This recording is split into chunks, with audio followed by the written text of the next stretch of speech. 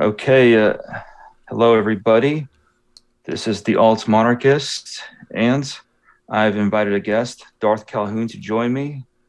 He's a fellow monarchist, and we're both going to discuss the Ukrainian situation and the geopolitics related to Ukraine. Hey, got Hello, Darth Calhoun. hey, how's it going, old monarchist? It's going good. All right. So, you made a video about Ukraine, was it 2 weeks ago? Yeah, it was about 2 weeks ago now. Yeah. You told the Protestants to stop their crocodile tears for Ukraine.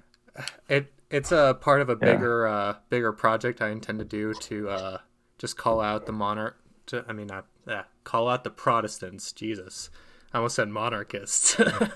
yeah, to call out the Protestants for their just they have a very short attention span when it comes to history, and they tend to forget or just be oblivious of historical precedent. So, just kind of pointing out their either hypocrisy or just blind ignorance is what's needed to discern their false information when it comes to especially American media that's dominated by both the left and, if you're talking about certain conservative outlets, the Protestant world order. yeah. And like I think like most Americans don't even know what's going on there, right? Like they've been ignoring the whole Donbass situation, Yeah.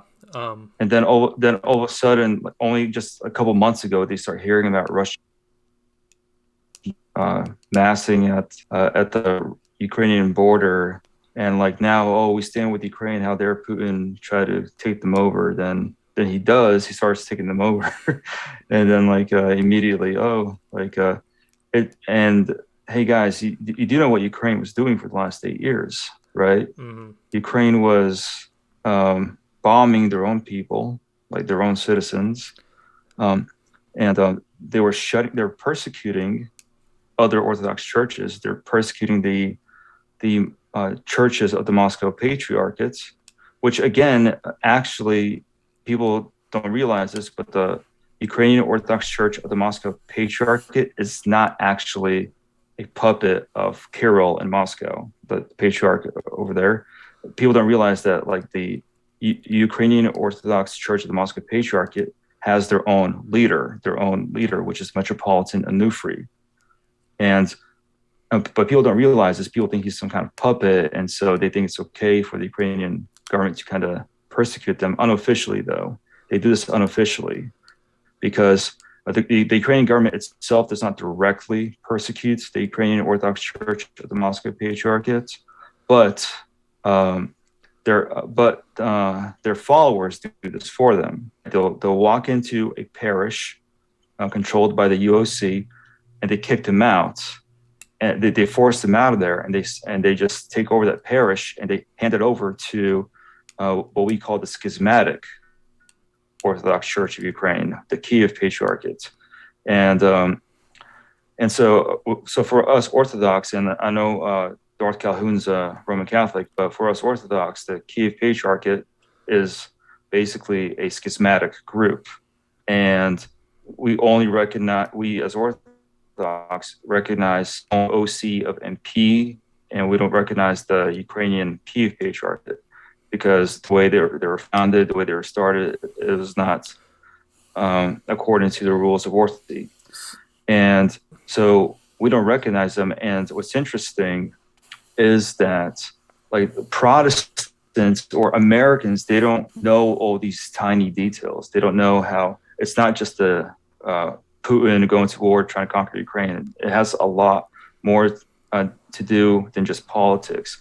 There's also a religious aspect. And for the last 8 years, the Ukrainian schismatics, they have been persecuting the the official legitimate Ukrainian Orthodox Church, and the government of Ukraine did nothing.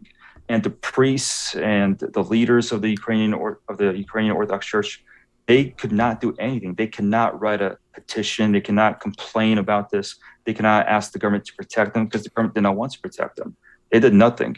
This was pure religious persecution over there, and this was ignored for the last 8 years.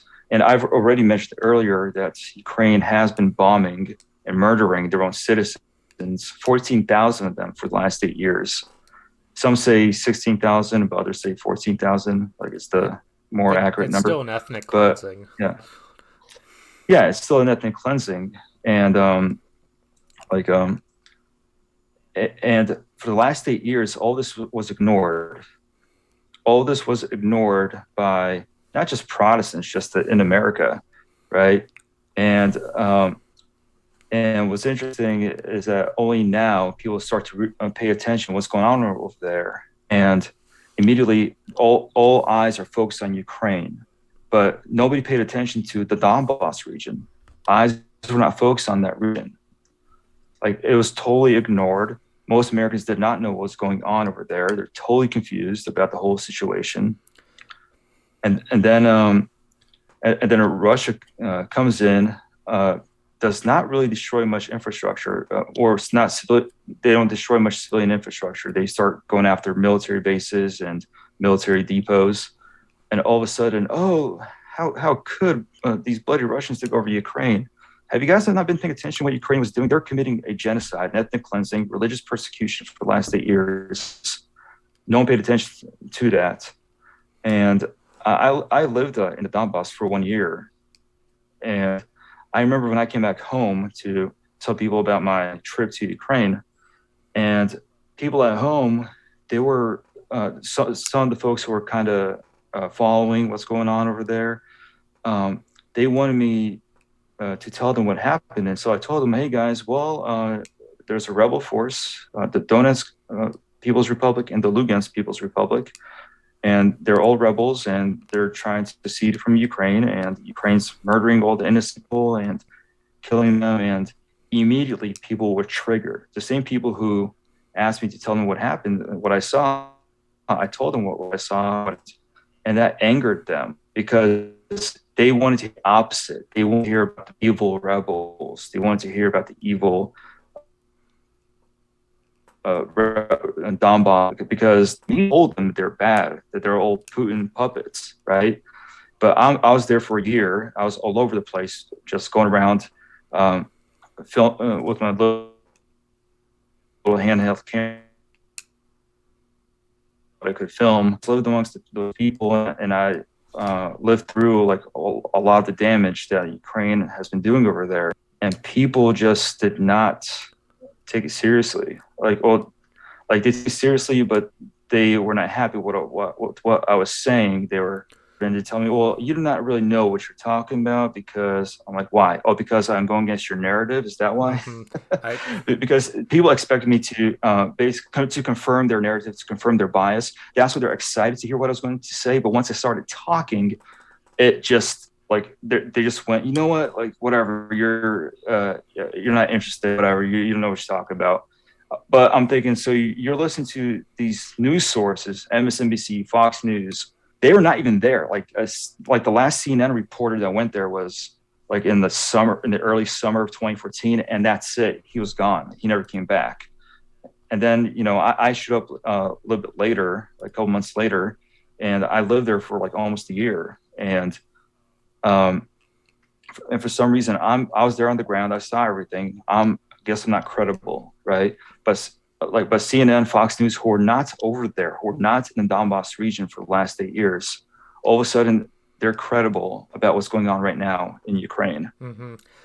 I mean, I just point that down. I'm sure you've seen the memes, the NPC where they get their COVID chip taken out and they get the Ukraine chip put in for their outrage.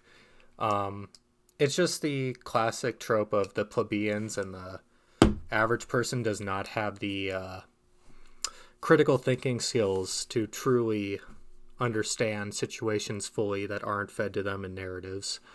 Like they'll only listen to what is fed to them from academia, media, their scumbag politicians and bureaucrats up in Washington that are taking checks from the World Economic Forum that want to keep ethnic Russians repressed because they still have this Cold War boomer mentality and fail to understand that Russia is not evil Soviet Union like we were fed our entire lives.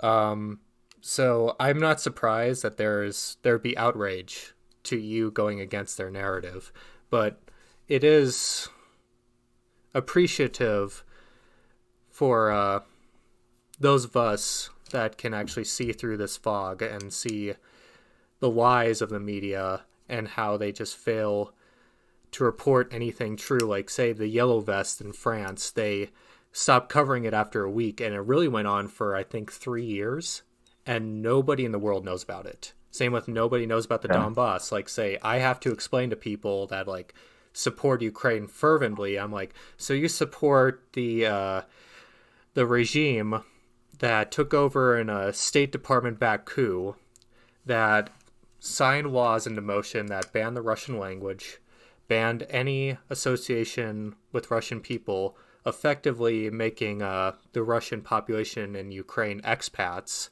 and non-citizens, and you don't expect the Russians to rebel? Yeah. It's that's the questions I pose them, and then they either go blank or they go into outrage mode. Yeah, because you're forcing them to think, and they don't like that. It's I I used to watch this YouTuber called Vertigo Politics before his channel was taken down.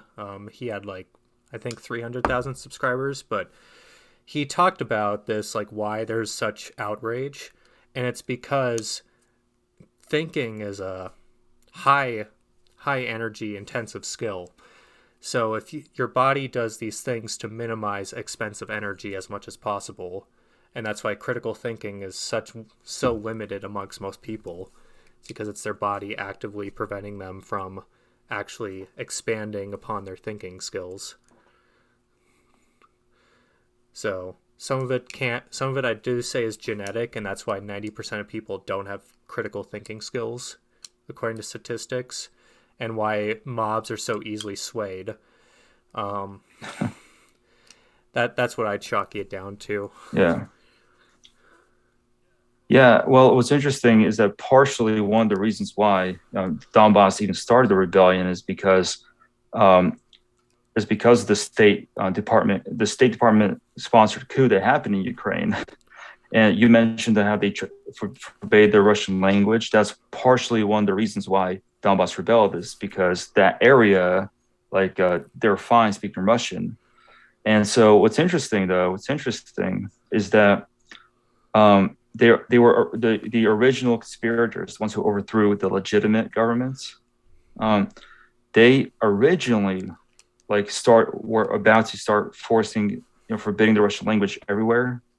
But then once these rebels, before that civil war even started to heat up really bad, they realized what it's leading to. So they immediately said, "Oh no, we changed our minds. No, we're not really interested in banning the Russian language. We just don't want it to be official on a government language, on a government scale, right?"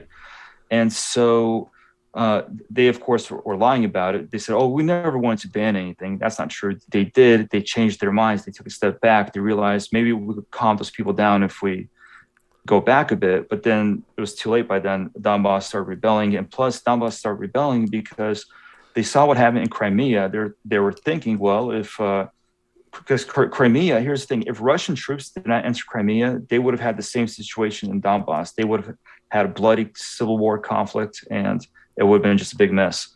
So Russia going into Crimea basically prevented a civil war right there in the Crimean Peninsula. So the Donbass people, they saw what's going on in Crimea. They assumed that if they start to do the same thing, that Russia would just send in some troops and take them over. But Russia came in 8 years too late, Mm-hmm. unfortunately. But the point is that the government officials, they lied when they said, "Oh, guys, come on, we changed our minds," or they'll say, "Oh, we never intended to ban the Russian language. You can speak it all you want." No, that's a lie. They originally wanted to, but then they realized that people were rebelling over there, so they said, "Oh, we're not changing anything." But it was too late. You already started the civil war. right? And then here's the thing: Zelensky comes to power, and Zelensky. Here's the thing: a lot of the Ukrainian citizens who also speak Russian and not necessarily ethnically Russian, just ethnic Ukrainians who have no problem speaking both languages. And many Ukrainian citizens assumed, hey, like if we choose Zelensky, he will unite everybody because he promised that he will that he'll have a compromise with the Donbass. He promised peace. He promised that every single citizen of Ukraine, everybody, will be united and we'll all have like one unified country. And so that's one of the reasons why he was elected, chosen by the people, because he promised to unite everybody. And so what happened is that when he got into power, when he was elected, he was worse than his predecessor. He was more aggressive towards the Donbass because he lied. He claimed he'll come up with a compromise for Donbass. And on top of that, when he became president, when Zelensky, the so-called mediator, the so-called peacemaker, when he became president, that's when he officially started to ban the Russian language in public. In public stores, like if you walk to a small tiny little grocery store, and you start speaking Russian. Oh, you're not supposed to speak Russian inside here. No, no, no. That's Zelensky, the so-called peacemaker, the one who's supposed to unify the country. He made things a lot worse than his predecessor Poroshenko. And so Zelensky, you could say that his rating immediately dropped because people thought, wait a minute, you're supposed to bring peace. On top of that, when Zelensky and Putin met, Putin offered Zelensky this. He said, hey, since you're now the new president, make a deal with the Donbass, make a compromise with them, give them the autonomy that they want, right? So kind of don't support their secession or independence, don't support them joining Russia, just come with a compromise with them, give them full autonomy, right? And so they'll still be within Ukrainian borders, but they'll just be given autonomy. Mm-hmm. And it's like the Danzig situation in 1939. Yeah. But Zelensky, he did not listen to that suggestion. Instead, he went down to the front lines, right, and he met with the Azov battalion, mm-hmm. the new Nazi battalion. He met with them, and they straight up told him, you know what, Mr. President, if you try to make any compromise with these people, with the Donbass rebels, they said if you try to kind of end this war peacefully, right, we will get Western Ukraine on our side, and they will rise up against you because Western Ukraine is the heart of Azov. That's where they're from. They're not locals from Azov, by the way. The historically part of Poland, part of Ukraine. Yeah. But the Azov guys, they're all from Western Ukraine. They have nothing to do with the Azov Sea, right? They call themselves Azov. I don't know why they call themselves that, but most of them, they're not from the Azov area anyway. They're from Western Ukraine. But anyways, like they straight up told them, we'll get Western Ukraine on our side, and we'll start our own uprisings against you. We'll try to overthrow you. Zelensky immediately in that video, he's talking with them on the front lines. You can see like he's not acting like a strong, tough president. He's just kind of caving in, saying, "Hey, you know what, guys? Come on, we gotta talk this all out." And he just walks away like a I don't know, like a beat up puppy or something. And so he did not bring peace to Donbass. He just escalated it even more to appease certain people whom he was afraid of. And then again, I mentioned earlier, he banned the Russian language. He turned out to be worse and more dictatorial than Poroshenko. People thought Poroshenko was bad. That's why Zelensky was elected. People thought Poroshenko was this bad president, and he's sowing discord everywhere. No, turns out Zelensky just amped it up even more. He went full speed with this whole division of the country. And so that's why the people of Donbass hate Zelensky even more, because there are more aggressive bombings because of him.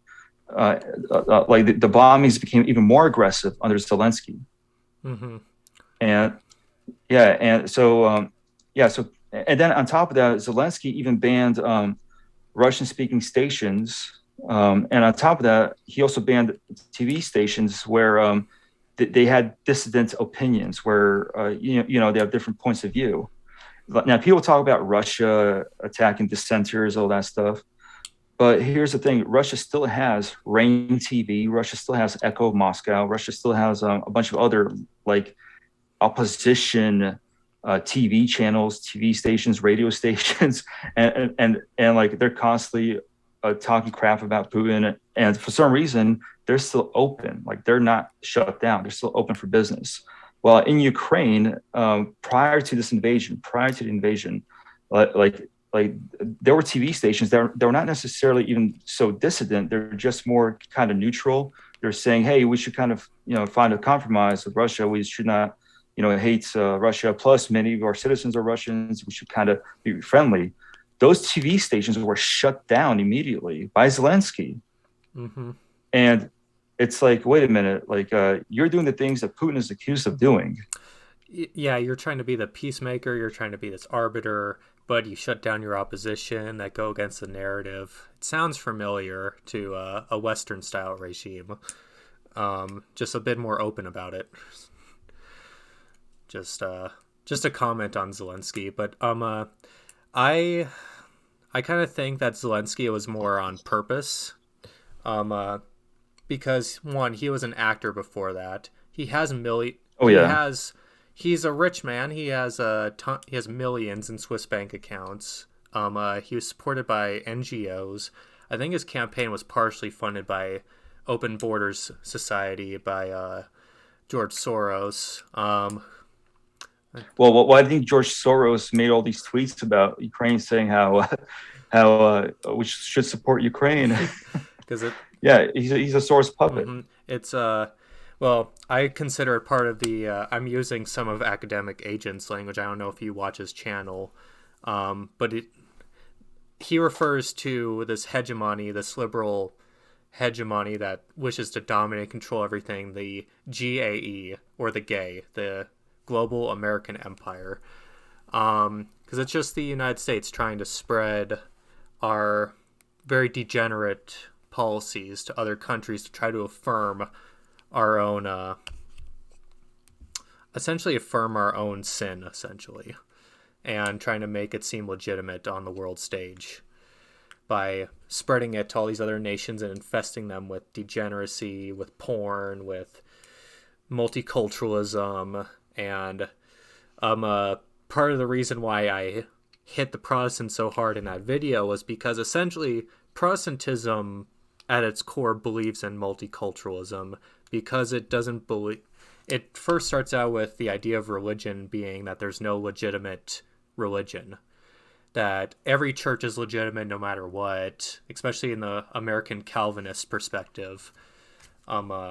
So then they spread that to, well, race doesn't matter, ethnicity shouldn't matter, it should only be your country, and somehow nations are just formed out of the ether instead of based around an actual ethnicity or an actual religion or anything on common grounds that unite your people.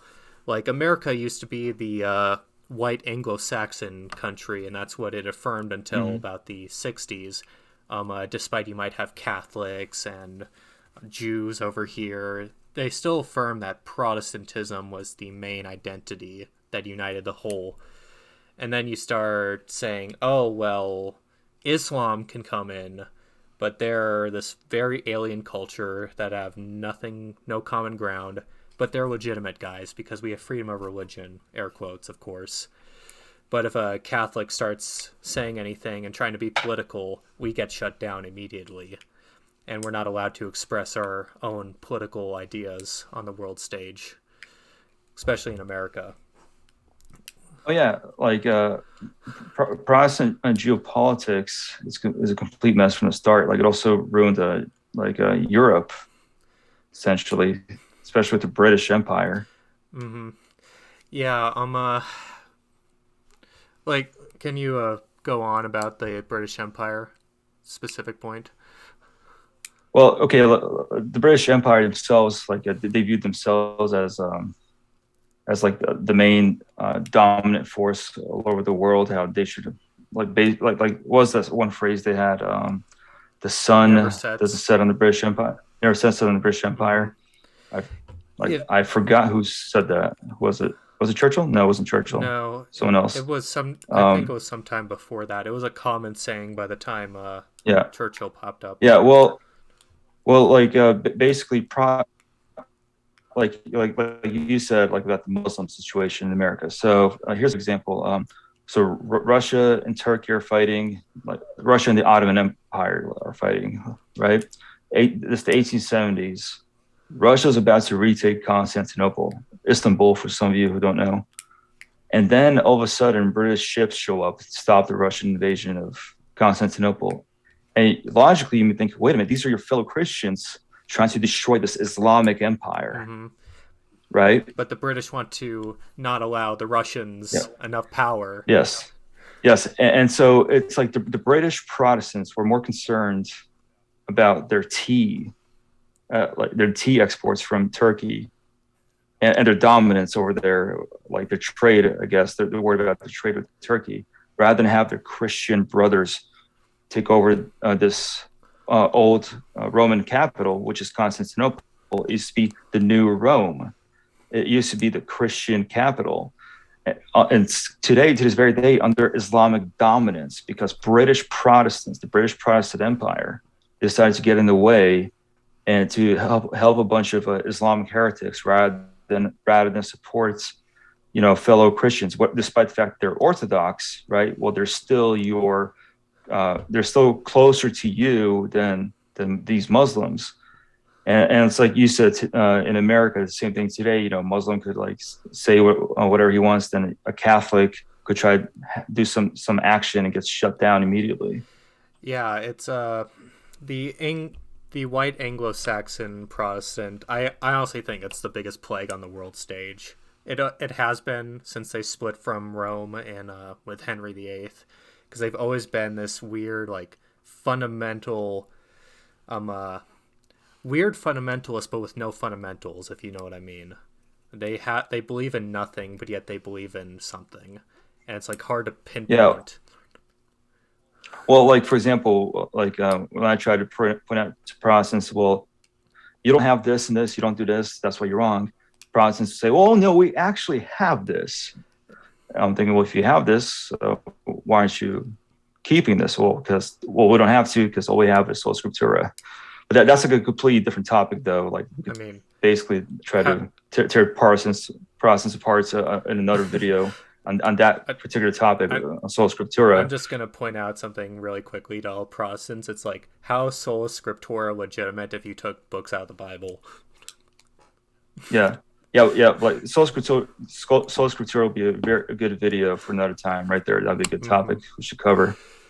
But yeah, but it's basically this Protestant mentality of this like of oh yeah, like you don't need the church, you don't need the state church, right? That's one thing that a lot of Protestants, one of the reasons why they view Russia as the bad guy is because Russia is Orthodox um and they don't like how Putin and the Russian officials are hanging out with Patriarch Kirill and the Russian Orthodox Church, and they view that as some kind of a medieval Hollywood film about the Catholic Or Church. Like, yeah, and like they view that as this like bad thing.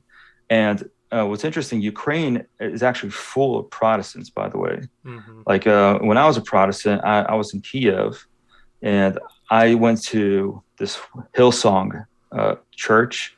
I don't know if you heard about Hillsong. They're just completely degenerate. But already back then, I already started to kind of not feel anything with Protestants. I went into that. I went into that Hillsong church, and I just went like, okay, this is not a sermon; it's some kind of dumb motivational speech, and already like I slowly started to kind of say, yeah, that, like I feel some kind of emptiness with Protestantism. This was still in Ukraine. This was in the capital in Kiev, and Kiev is full of Protestants, Mm-hmm. and yeah, and so like it's just funny how Protestants in America would be, oh, we got to help our Christian brothers in Ukraine. I'm thinking, well, about Russia. Are they not your Christian brothers? Yeah. Yeah, Yeah, it's yeah. a But like, yeah, but like, appeal also to realize this is a war between, I guess you could say, like orthodoxy and heresy. You could say that. Like I told people, yeah, like this is not just it's not just Putin going to war with Ukraine, right? It's more like orthodoxy trying to stop heresy from spreading. it's And a crusade. if you look at the, yeah, and so if you look at the Ukrainian government, it's very secular. Now, to be fair, yes, the Russian government is a secular government, but it's very close to the church, though. It's they're trying to kind of slowly get back to their roots. They're trying to return to their apostolic succession roots. Ukraine, on the other hand, is trying to break a well, the Ukrainian government, the Ukrainian government, not Ukraine itself. The Ukrainian government has been doing everything they can to become puppets, slaves of the NWO, Hmm. of these globalist puppets. Sorry, of these globalist masters. They want to become puppets of these globalist masters. They sold their own country out to these globalists. Yeah, I find it ironic too because it's like literally 1 in 4 Ukrainian soldiers is like a either harbor National Socialist ideas or are active National Socialists. And National Socialism is very anti-materialistic and supposed to be anti-internationalism. So I find it ironic that they'll support a liberal regime in Kiev that wants to cozy up with the European Union that actively requires you to be a democratic liberal regime and to have all these rights in air quotes like homosexuality and other forms of degeneracy practiced within your own borders. So that just always puzzles me. Yeah, well, that's what's creating the confusion in the media because on the one hand, like they try to debunk Putin when they say, "Oh, Zelensky's not a Nazi because he's Jewish," right? But then at the same time, you have this neo-Nazi battalion known as Azov, like literal neo-Nazis, right? And then it just creates this confusion because wait a minute, but you're neo-Nazis, Mm-hmm. but you're fighting for This Jew. for a government that you're fighting for not just him per se. You're just fighting for a government that's that's totally against your ideology, Mm-hmm. right? You're fighting for a government that wants to join the EU. The EU totally will forbid you. Once Ukraine joins the EU, your movement will be basically forbidden. But you're fighting for that, right? Like they're fighting for that, and that's what like creates all this confusion. And it's like on the one hand, the West supports the Ukrainian government, what they're doing, but the Ukrainian government is also backed by Uh, or their shock troops. Their shock troops are neo Nazis. mm-hmm. It's I kind of pointed out like the SPD used the Freikorps in Germany as their shock troops, even though the Freikorps was mostly made up of dissident right wingers that were completely unaligned with the SPD. Um, Mm-hmm. I just kind of see it as that situation, but of course, Weimar didn't have that looming over threat of the European Mm-hmm. Union like Ukraine does. Yeah, yeah, yeah, and I think it's kind of funny how like people also don't realize that when it comes to politics, when it comes to power, like it doesn't matter who you align yourself with, right? It just shows how corrupt the Ukrainian government truly is, right? Like they have a Jewish president, they support homosexuality, they support joining the EU, they support all this other degeneracy, right? And they don't care that their shock troops are basically neo Nazis. It just shows how corrupt they I are. mean, I think that they're just using them as a convenient ally against the ethnic Russians to just to crush Yeah, them and then to bring yeah. Ukraine into the fold of the gay, essentially.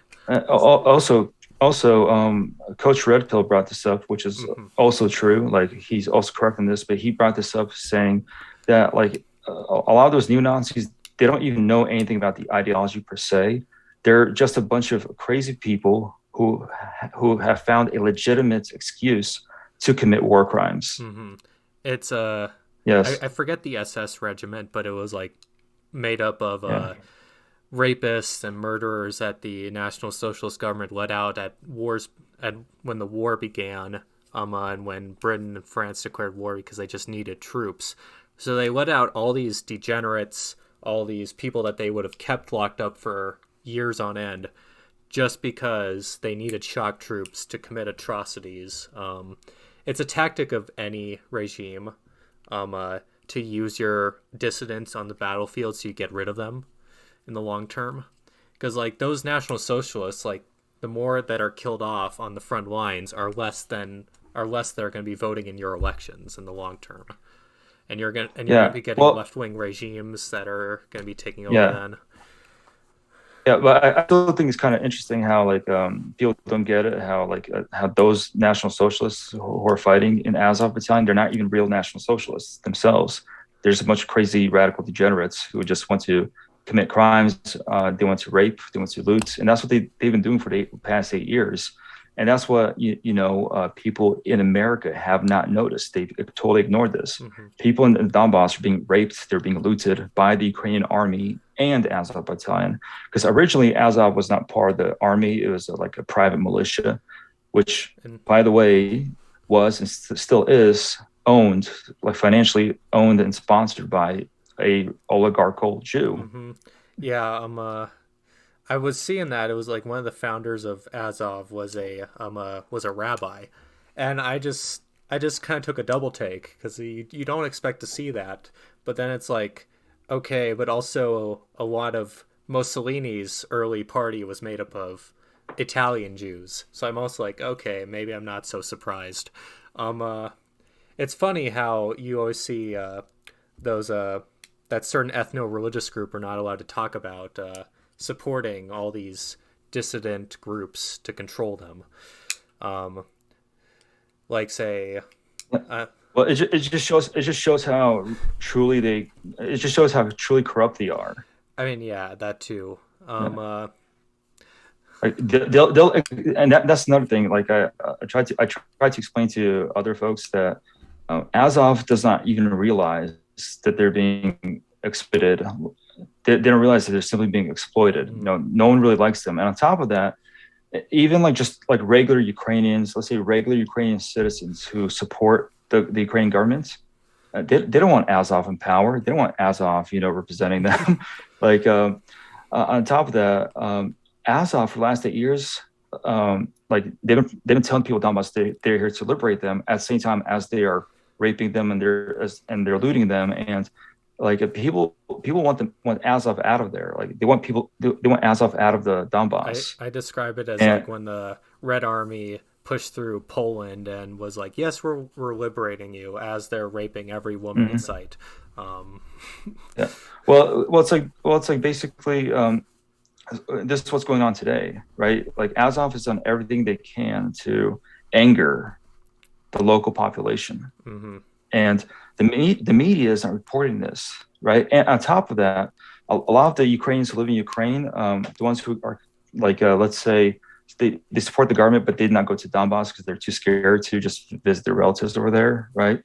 But like, they don't realize that like the people in Donbass actually are happy that the Russian troops are finally taken over, and like most of Donbass is basically under Russian control, from what I understand, mm-hmm, and the people there are happy. And on top of that, I have friends and family who live there, right? mm-hmm. And yeah, and like they are okay with what's going on. And there's video footage that shows what's really going on. When you look at the cities, right? You look at the cities, you don't see any destruction from the Russian end.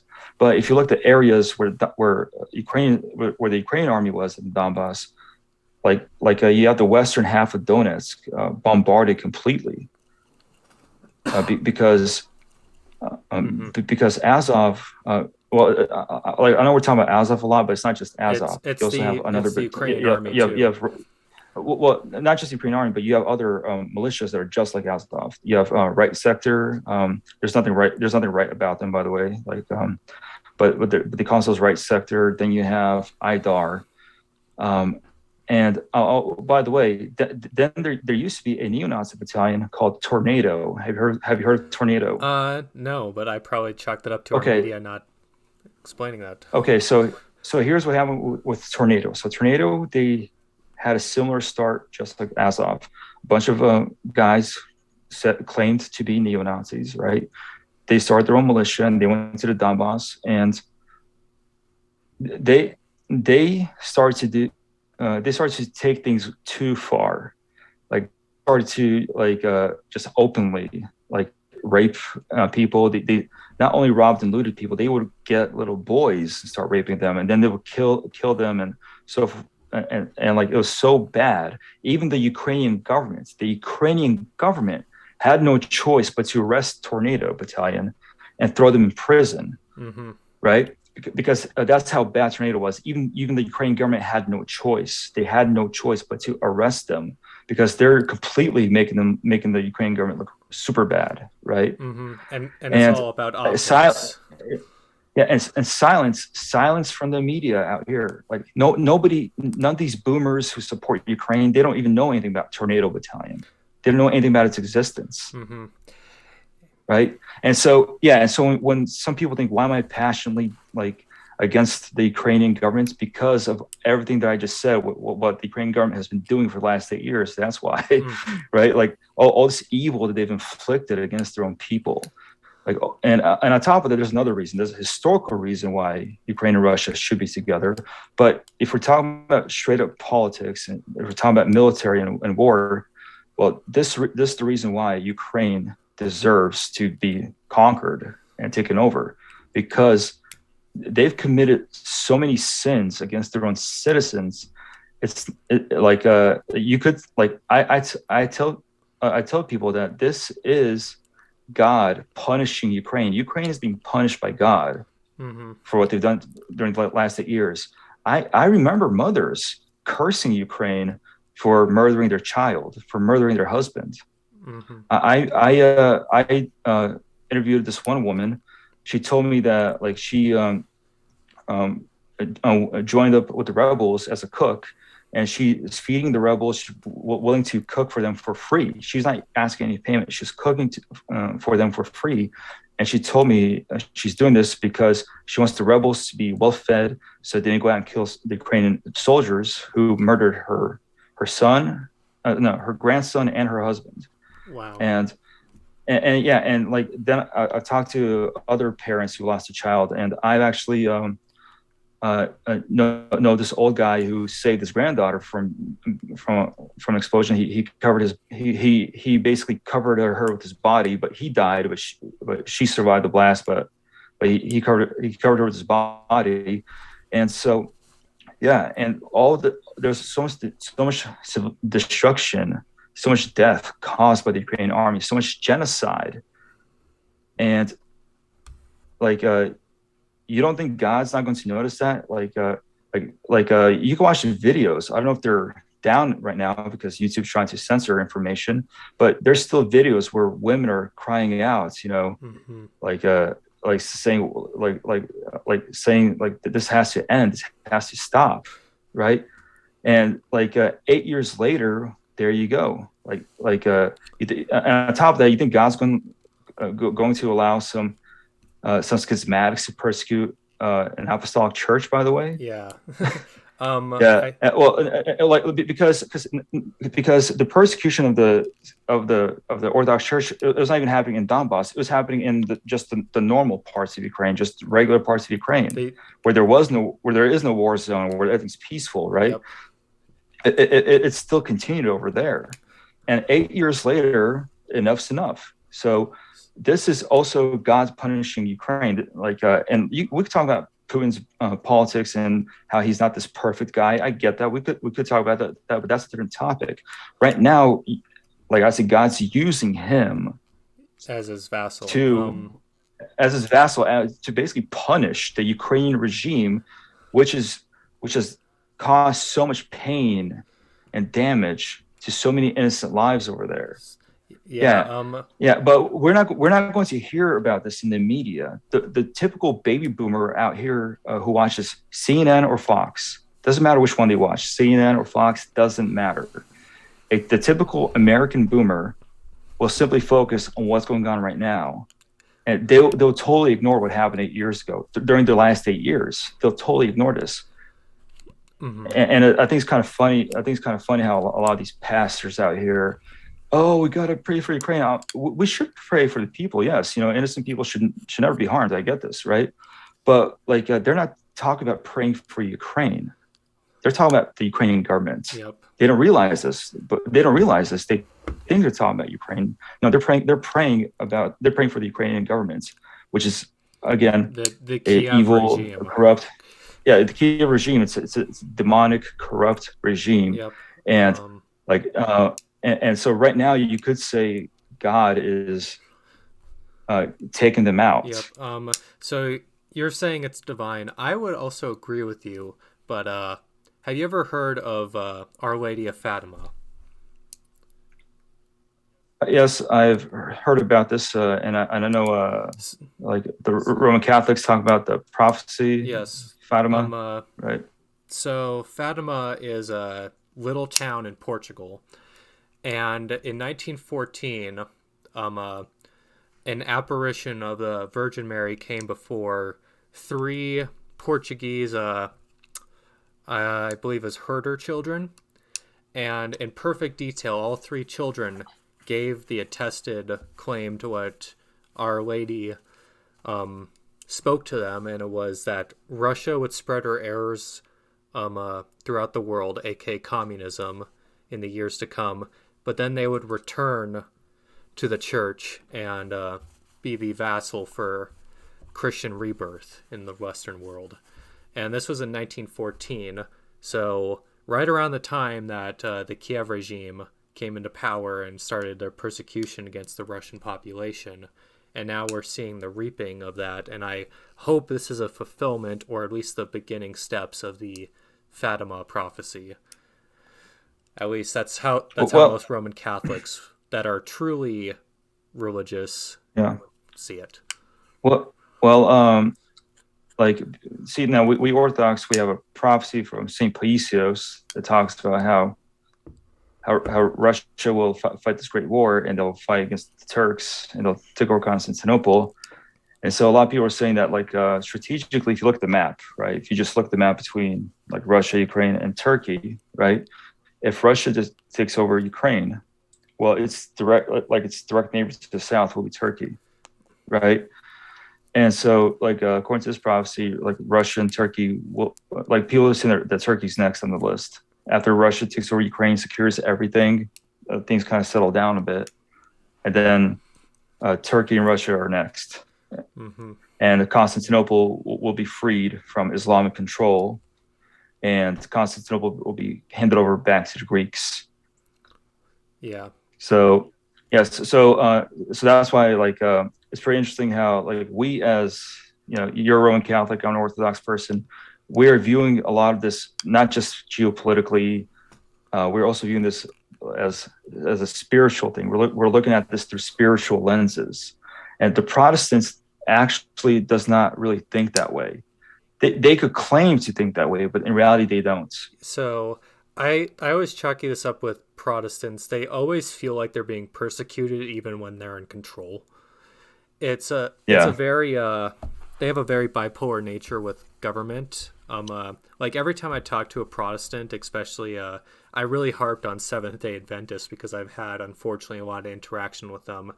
Every time I bring up to them that Christendom conquered paganism when Emperor Constantine consecrated the Roman Empire to Christianity. I mean, that was like the most glorious moment that we could have had, but to them, they see that as evil because apparently we're supposed to be always the persecuted class and we're not allowed to take control ever. I don't get that lapse in judgment on their mind. But it was like we had the most peaceful age in Europe was when in Western Europe, it was when the entire Western European world was united under the Catholic Church before the Protestant schism. And the most peaceful age in Eastern Europe, of course, was when was when the Orthodox dominated in the East. Yeah, when the Byzantine yeah. emperor Well, was in charge. yeah, and yeah, it's basically once Protestantism was formed, you had like these religious wars in Europe, Literally the which 30 I Years believe, War. yeah, yeah, I believe that's what led to the Treaty of Westphalia, if I'm not Yep, mistaken. you are. Yes. Yeah. Oh, wait, I'm No, no, mistaken, no, you're or correct. uh, I mean that. oh, okay. Yeah. Yeah. I Yeah. mean, you can Yeah. also throw the War of Spanish Succession, like, and the wars and the Great Northern War too in there. But yeah, you can. All of it kind of culminated in Westphalia. Well, yeah. It's interesting though. Again, Protestants doing their own treachery. I know a lot of people love the Swedish king, Because Carolus I'm Rex. a Like, Carl's yeah, Gustav the 12th, I yeah, believe. yeah. Well, it's the song "Carolus Rex" by Sabaton Yeah, about him. yeah, Yeah. Well, like I know like a lot of trad people. Oh yeah, he's this base king. No, he's not really so based. He allied himself with Muslims, typical Protestant. yeah. Yeah, It's because when the Apostolic Church goers, so the Orthodox, the Russian Orthodox, defeated him in Poltava, right? He ran all the way south to Turkey, and the Turks they gave him shelter, and they took care of him. Well, typical Protestant, like ran all the way down to a bunch of Muslims for safety and I mean, refuge. I kind of see Yeah. Protestantism and Islam as closer to each other than Protestants are to Apostolic Christianity, because Protestantism, especially the Calvinist style, really predicated itself upon there is no establishment church. It's based around the Bible only, and the individual worship is what matters more. That's kind of what Islam does. Like there's no central clergy, there's no central faith. Like you don't have a bishop dictating. You have like a Sharia council where it's like multiple high-ranking Muslims that all kind of have to agree upon with each other upon what is actually Islamic law, instead of having that stern authority like you see in apostolic Christianity. And that's like what you see with Protestants when they do like their councils and their gatherings, where they don't have any central authority, but somehow faith is by consensus. And I just see that as more in line with Islam, how they have always done their thing. Hmm. So that's what. I never thought of it that way, but yeah, that's pretty good point right there. Yeah, Yeah, so that's yeah. why I see the easy alliance between Islam and Protestantism always happening. Although it's kind of funny though how the boomers they're like how to say it, like very scared of Muslims. They're afraid that Obama's a Muslim. But if you look at Protestantism historically, like you mentioned, Protestantism and Islam have worked together a lot. Yeah, like I guess this trust of Muslims is just more of a recent baby boomer thing here in America. It's But historically, like because during the Bush era, like even then, boomers were saying, "Oh no, there's peaceful Muslims and there's radical Muslims and all that stuff." But then like Bush is gone, Obama's president. Oh yeah, like they just start hating Muslims, I right? I wonder how they would have Yeah. reacted. Like, imagine if Islam and Catholicism swapped places. Like, you see, Catholicism is constantly being repressed, so then we go on crusades, and then they'll say, "Oh, we have the extremist Catholics, then we have the moderate Catholics, the peaceful Catholics." It's like no, we are a united group, and that's same with Islam. Like the peaceful Muslims are still supportive of their Islamic brothers going out and stopping American gay expansion. It's so you can't really isolate these groups. It's like, oh, it's like some Jews are international bankers and globalists, but like the other Jews, like they're fine. It's like they still are in the same tribe. You have to judge them in the same tribe because they all act a certain way. It's kind of like, I don't know, how do I describe it? The race realist take on religion, if I would say.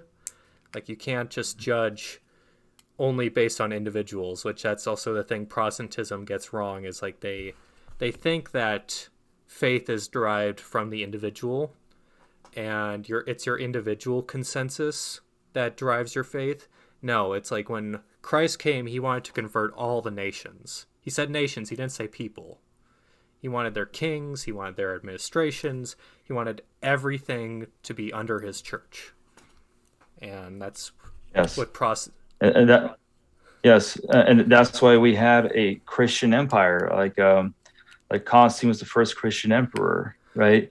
And like I triggered a bunch of Protestants when I said, "Oh yeah, like Christianity had its own empire for a very long time, up until 1453." Mm-hmm.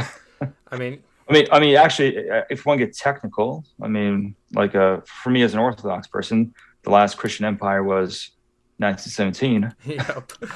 But I yeah, mean, I kind of see like we had during the height of Christendom, we had the Western Emperor and the Holy Roman Empire, and then we had the Eastern Emperor in the Byzantine Empire, which kind of fills the role of, how Christ was both king and priest, and he was the only one yeah, that ever filled that role.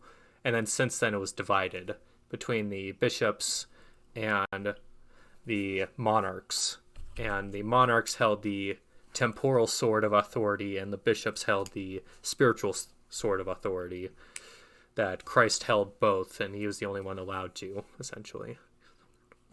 yeah. And this is why Protestants are all about democracy, constitutionalism, because they don't agree with kings, right? They don't understand politics themselves. They don't understand that Christianity itself is monarchical.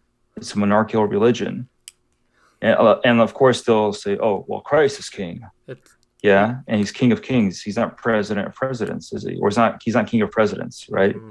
He's king of kings, and uh, that's why Protestantism, they had Protestant monarchs, but through time, if you notice, what happened to these Protestant They monarchies? liberalize and Yes, secularize.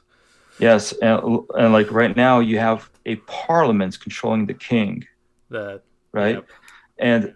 And think about this. Imagine Jesus Christ saying that he's the king, but he has to consent with some He pastors, has to go. He right? has to go to Yeah, Congress for for yeah, yeah, permission. yeah, yeah, yeah. Like he has to meet up with Joel Osteen. He has to meet up with T.D. Jakes and like everybody else, all these other Protestant leaders. He has to meet up with them as king and kind of see, hey, what do you guys think about this?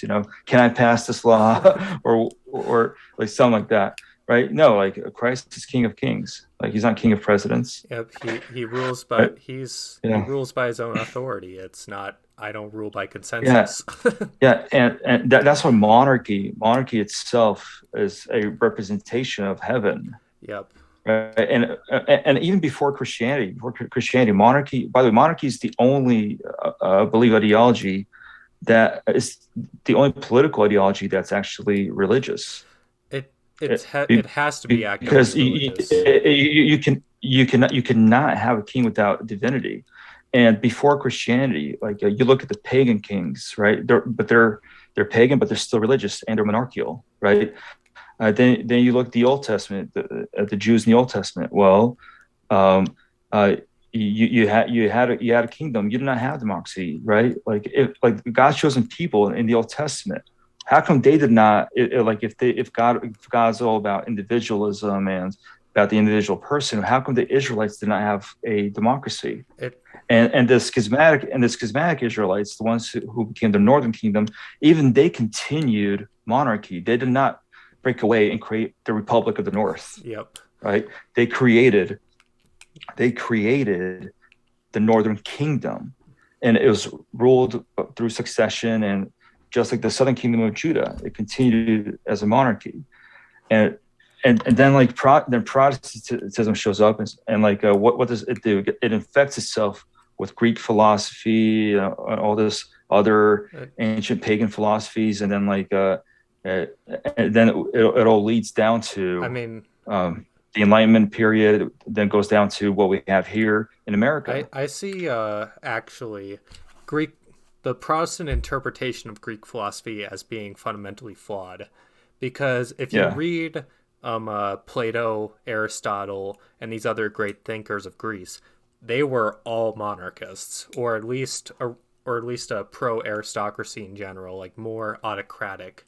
They generally had a lot of apathy for democracy. Like, I think it was Socrates that was even executed in Athens for denouncing democracy and questioning its legitimacy.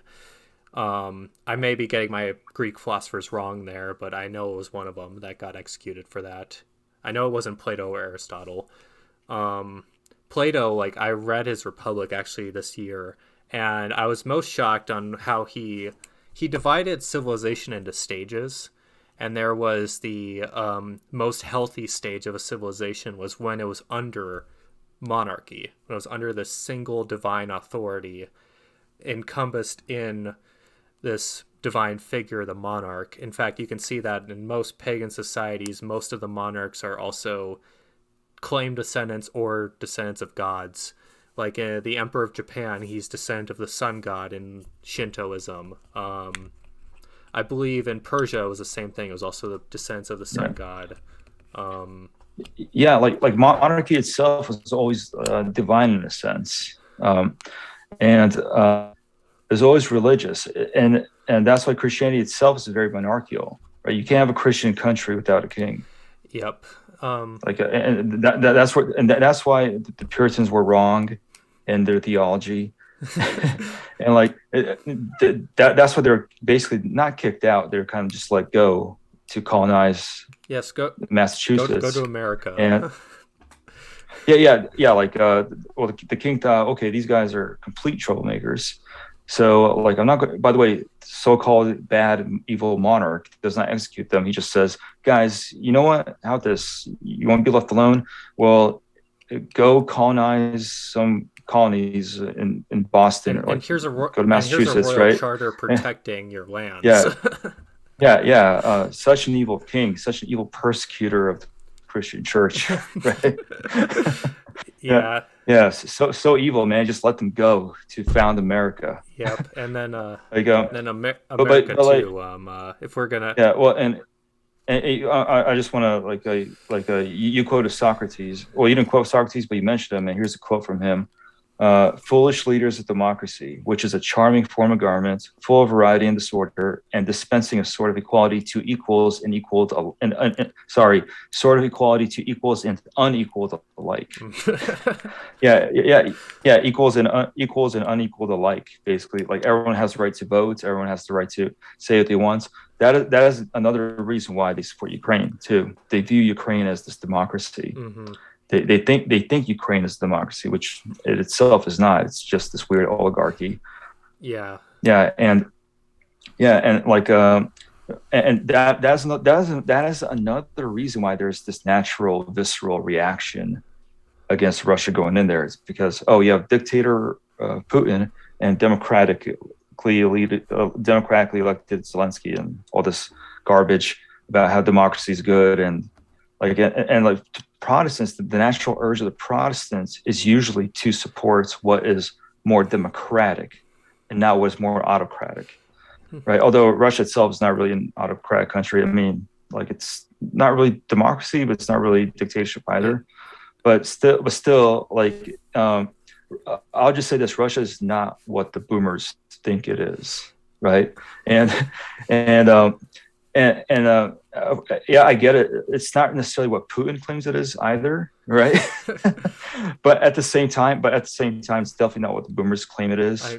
And Ukraine is definitely not what the boomers think it is. It's not what this democratic country that has religious freedom. And you did your video about this. You talked about stop the crocodile tears for Ukraine. There are a bunch of heretics and all that stuff. I don't remember if you called them heretics, but I probably did. I know myself. I probably did. yeah. You probably did in that video. But you mentioned that in your video how these Protestants they're supporting freedom of religion, and my question is why? Freedom of religion is what's destroying Christianity, by the way, Russia, they don't really have the same freedom of religion. That's what what freedom of religion is. Right, Russia has this religious council. By the way, there's a religious council that advises Putin in Russia. By the way, This religious council actually has representatives from obviously the Orthodox Church. That's obvious. That's cultural. That's historical. Then you have a representative from the Muslims. You have a representative from the tribe, Mm-hmm. right? Yeah. They have a representative from the Protestants, by the way, Mm-hmm. and you have a representative from the Buddhists and the Roman Catholics. There's a Roman Catholic representative there too. And I forgot and I think the Hindus, yeah, there's like a Hindu representative. And so this religious council exists. There's a religious council within the Russian government, and they're the ones who kind of verify which religious organization is actually part of them and legitimate, Yep. right? So if you just start some church, right, and you don't register your church as, let's say, Pentecostal, right? Like you don't register yourself as a church, and that representative in the religious council, that Protestant representative, he will say, "Oh no, you're a cult, guys, because you guys did not, talk to me, and and my men did not verify if you're actually a legitimate Pentecostal group or kind of I mean, charismatic I mean, cult, wouldn't right?" So this exists in Russia. There's this religious council, and they advise Putin on what would offend certain religious groups, what will not offend certain religious groups if he passes some kind of laws, right? And in America, we don't have this mentality. What do you mean, a religious council? We have just freedom to do what you want, mm-hmm. right? And then if you just look at our society right now, it's just It's just so culturally decayed. Um, yeah, yeah. I personally, I don't even. I would hope Russia would never recognize a Pentecostal church, because I Well, listen to lectures by exorcists, and they yeah. when they walk in for Pentecostal worship services, I use big air quotes on that one. Um, they have to walk out immediately because um uh, they're chanting hailing Satan in all these dead languages that are long extinct and old, and they believe it's the Holy Spirit, but in reality it's the demonic forces that are using them as useful idiots. Which that's what I Yeah. view most Protestants in Well, general, but yeah. Yeah. Well, that's Protestants. Protestantism right there is very flawed, right? Like there's like no limits to what you can do, right? You just break away, start your own church, and boom, you have charismatics chanting demonic phrases in their own churches. yep. And I I always point this out to Protestants too. It's like, isn't the truth absolute as well? Like, isn't there an absolute truth that is you can't defy? Then why do you say that all these different interpretations of scripture are legitimate? And it just abdicates their position that truth is legitimate, and then it points more to, because that always makes them point to the apostolic Christianity that affirms its own legitimacy, affirms that all the bishops are descendants of the apostles, that all these traditions were given to us through the apostles, through Christ, through his church, and they just can't accept that we maintain this truth in the face of all this degeneracy, all this corruption of society by demonic forces that they just can't see. Um, I Yeah, and well, like Protestants, this is why that they're so sympathetic towards Ukraine, because Ukraine does not have this religious council that Russia has, right? So when it comes to religion, you have all sorts of demonic cults being formed in Ukraine, and Protestants are very sympathetic mm-hmm. towards that. Like they see some kind of kinship there, and like that's another reason why you could say, yeah, Protestants support Ukraine, because that's one of the reasons why. It's because they have this freedom of religion over there, but it's freedom of religion for Protestants and a bunch of Protestant cults, and demonic cults and out there. also the pagan Like, cults that are yeah, popping up there too. oh yes, that is true. Those actually exist. But yeah, what's interesting is that they'll notice the Protestant so-called persecution. There's no Protestant persecution. You also mentioned that in your video, but they'll like talk about how Putin is going to try to persecute the Protestants over there in Ukraine, but they again totally ignored what happened during the last 8 years. How the Ukrainian Orthodox Church of the Moscow Patriarchate was and still is unofficially persecuted by the Ukrainian government. Yep. And what Well, wasn't like it's because the demonic lenses of the Protestants don't let them see that. You could say, yeah, and also they don't recognize any church that affirms its authority as legitimate either. So that's why yeah, they won't recognize the Moscow Patriarch as legitimate at all because he's part of the regime, and they view any good. yeah. That's a good thing. I know it's like Like, that's a good thing. it's like yeah, I wish not this pope, but the papacy in general would also advise the Catholic world leaders more.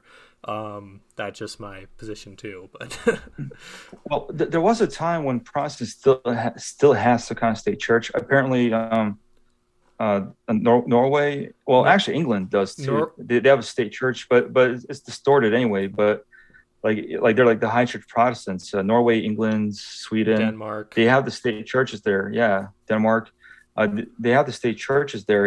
Yeah, they're corrupted. But here's the thing: they're corrupted because of Protestantism, not because of their state churches. Mm-hmm.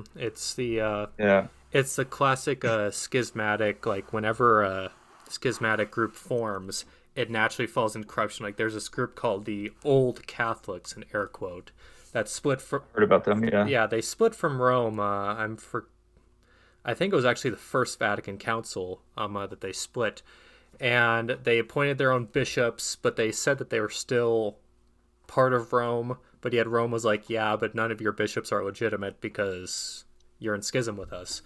And they now today they appoint female clergy, and I'm just like, every time you split, every time you go into schism, you go into heresy. That's just my general rule of thumb, and that's what I see, especially with the Ukrainian Orthodox Church that's split from the Moscow Patriarchy. That's what I'm yeah. seeing, at least from an outside observer. Yeah. You've had you had this one Ukrainian Orthodox Church unified. Is called Moscow. It's called UOC Moscow Patriarchate, and then all of a sudden, this Kiev Patriarchate is formed, and it just sowed more division in the country. Mm-hmm. And what wasn't that And in like 2014 yeah, as well? Like when the Euromaidan coup uh, happened? no, like what happened? It happened probably around more like probably I'd say about 2017, like a little bit later, Okay. and it was being pushed. Is being pushed by the Ukrainian by the secular Ukrainian government was pushing this. By the way, Mm-hmm. the Ukrainian government basically violated their own constitution, like because it still has a constitution, right, where there is like no religious control over the government, right? Yeah. But yet somehow the government Has control over the was religion. pushing. They're pushing this Kiev Patriarchate, and of course, people say, "Oh, they got the blessing of the EP, the so-called Orthodox Pope, whatever." But they got the blessings of the EP, but still, like in order for the Kiev Patriarchate to be recognized by any Orthodox church, there has to be like a church council and so forth. The EP can't just declare the Kiev Patriarchate as legitimate. So, like for example, like the Serbian Orthodox Church, from what I remember, does not recognize the Kiev Patriarchate. So, and I believe the Bulgarian Church does not recognize them either. And so, yeah, but like all these schisms, they create problems within the church. They create more problems within the nation, and we see the results of this. And by the way, the persecutions against the Moscow Patriarchate in Kiev grew even more once the government pushed through like this idea, this promotion of the Kiev Patriarchate, because they're pushing it through, they're promoting it, and all of a sudden like persecution like doubled against the Moscow Patriarchate. So the government was not officially persecuting the Moscow Patriarchate Church, but they're doing it unofficially. They have their own. They have little minions who do it for them. Mm-hmm. And yeah, because they'll shut them down. They'll shut down the parishes. And they'll tell them, "Hey guys, okay, get out. Like we own this property. It belongs to us." And they'll bring in the Kiev Patriarchate priests in there, and the Moscow Patriarchate priests cannot complain. They cannot legally complain Yep. because no one just like they're just not going to be heard. Now, in 2014, 2015, there was an incident where they just burnt down an entire parish. They went in there, stormed the parish, started beating everybody up, and they kicked the priest out of the building. Then they set the whole parish on Oh, I fire see where because it Canada was got some notes yeah. from. Yeah. But this is actually worse than what happened in Canada. But I would not be surprised if it gets to that point in Canada, because Canada has a so-called Ukrainian diaspora there. But yeah, but the Protestants in America, they don't see any of this stuff. They don't see what was been going on for the last 8 years, right? They've only been they're viewing the whole situation from the Protestant lens. And what is government in the Protestant lens? Democracy, and Ukraine is fighting for democracy against this evil totalitarian Russians and so also and so government forth. is like Emperor Nero to them too. It's this evil force you're not allowed to cooperate with, but yet they go into government all the time. So you're just kind of contradictory, but also that's why Protestants let Freemasons and Jews into government too. So yeah, well, what's funny is that how like whenever Protestants sees photos of Putin or any Russian official with the Russian Orthodox Church, right, hanging out with the priests, right, they'll freak out. They'll say, "Hey, this is wrong. This is church and states work together. Oh, this is so wrong." Blah blah blah. But then at the same time, you go to any political rally here in America, right? You'll have a priest of some kind, a pastor, opening up the rally with a prayer, right? Yeah. You'll have some kind of pastoral blessing of some kind, right? It's totally whatever a hypocritical Protestant too. blessing counts for. Yeah, but it's totally hypocritical too.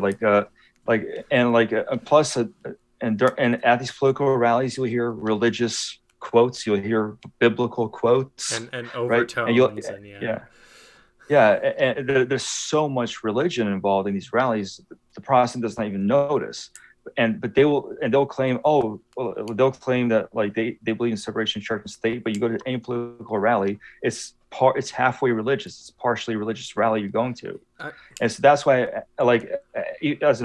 when I became Orthodox and when I started to go to some political rallies, I started to realize, wait a minute, like I don't feel comfortable with with some of these prayers, like I see a bunch of ignorant Protestants around me, and yeah, and it's very hypocritical. Like, so when Putin, or not just Putin, but just any world leader will do that, hangs out with the religious leader, right?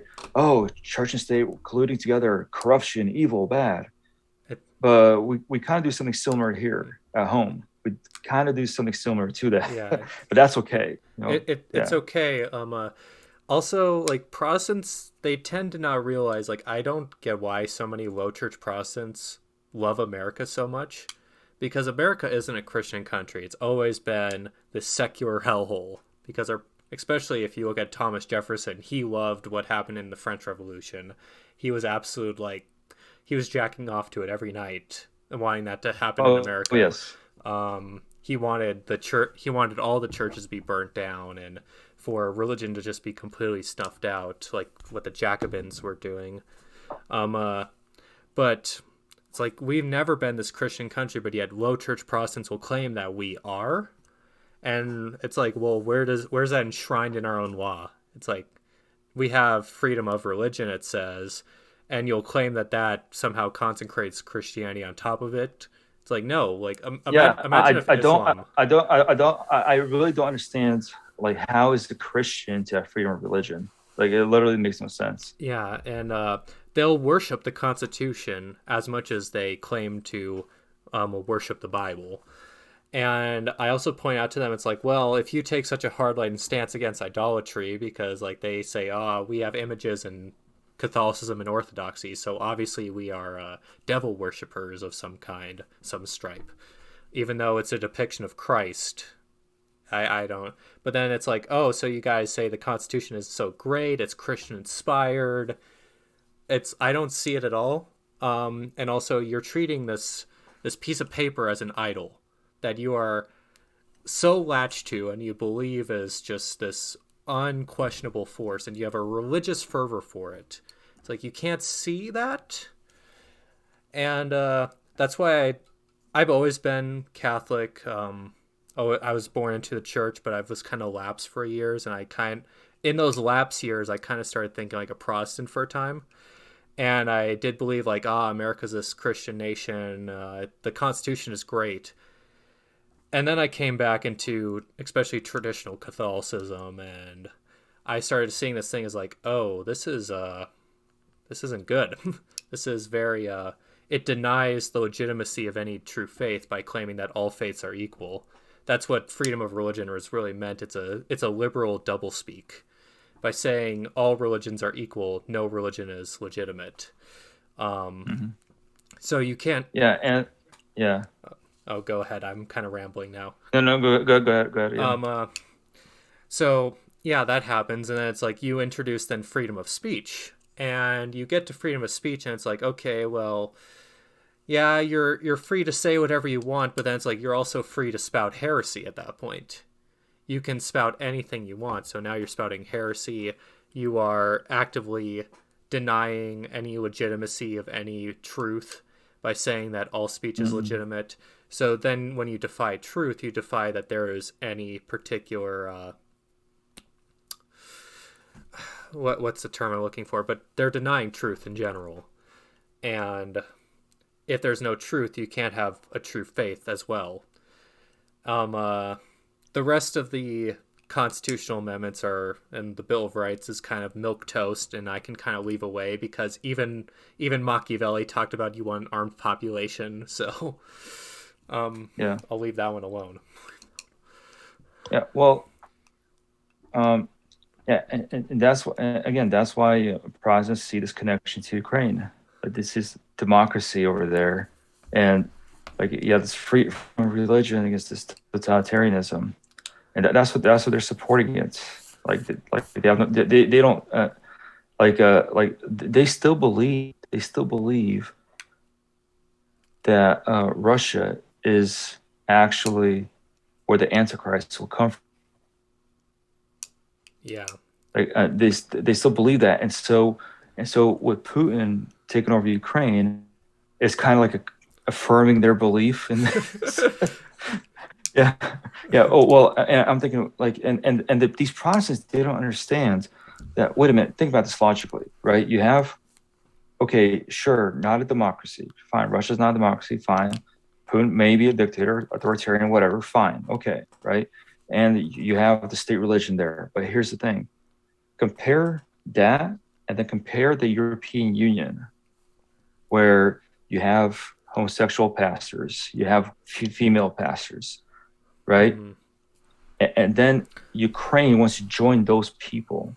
And Ukraine has homosexual pride parades. They have like all this other degenerate nonsense going on over there, right? Like they have total freedom there. It's okay to spread gay propaganda, and that's totally fine, right? And yet the Protestant is still okay with all this, right? They're still okay with all this as long as they're resisting the evil dictator Putin. Mm-hmm. And it's still their fear of authority. I think it's kind of like it's a kind of fear that came into their mind during the 30 Years' War, because it was the Catholic Habsburg monarchy that was trying to reunite the Holy Roman Empire back again, to be this pillar of Western Christianity once again, and to end this heresy. And because of that, well, then the Protestants were also very, let's just say, anti-Catholic is putting it lightly.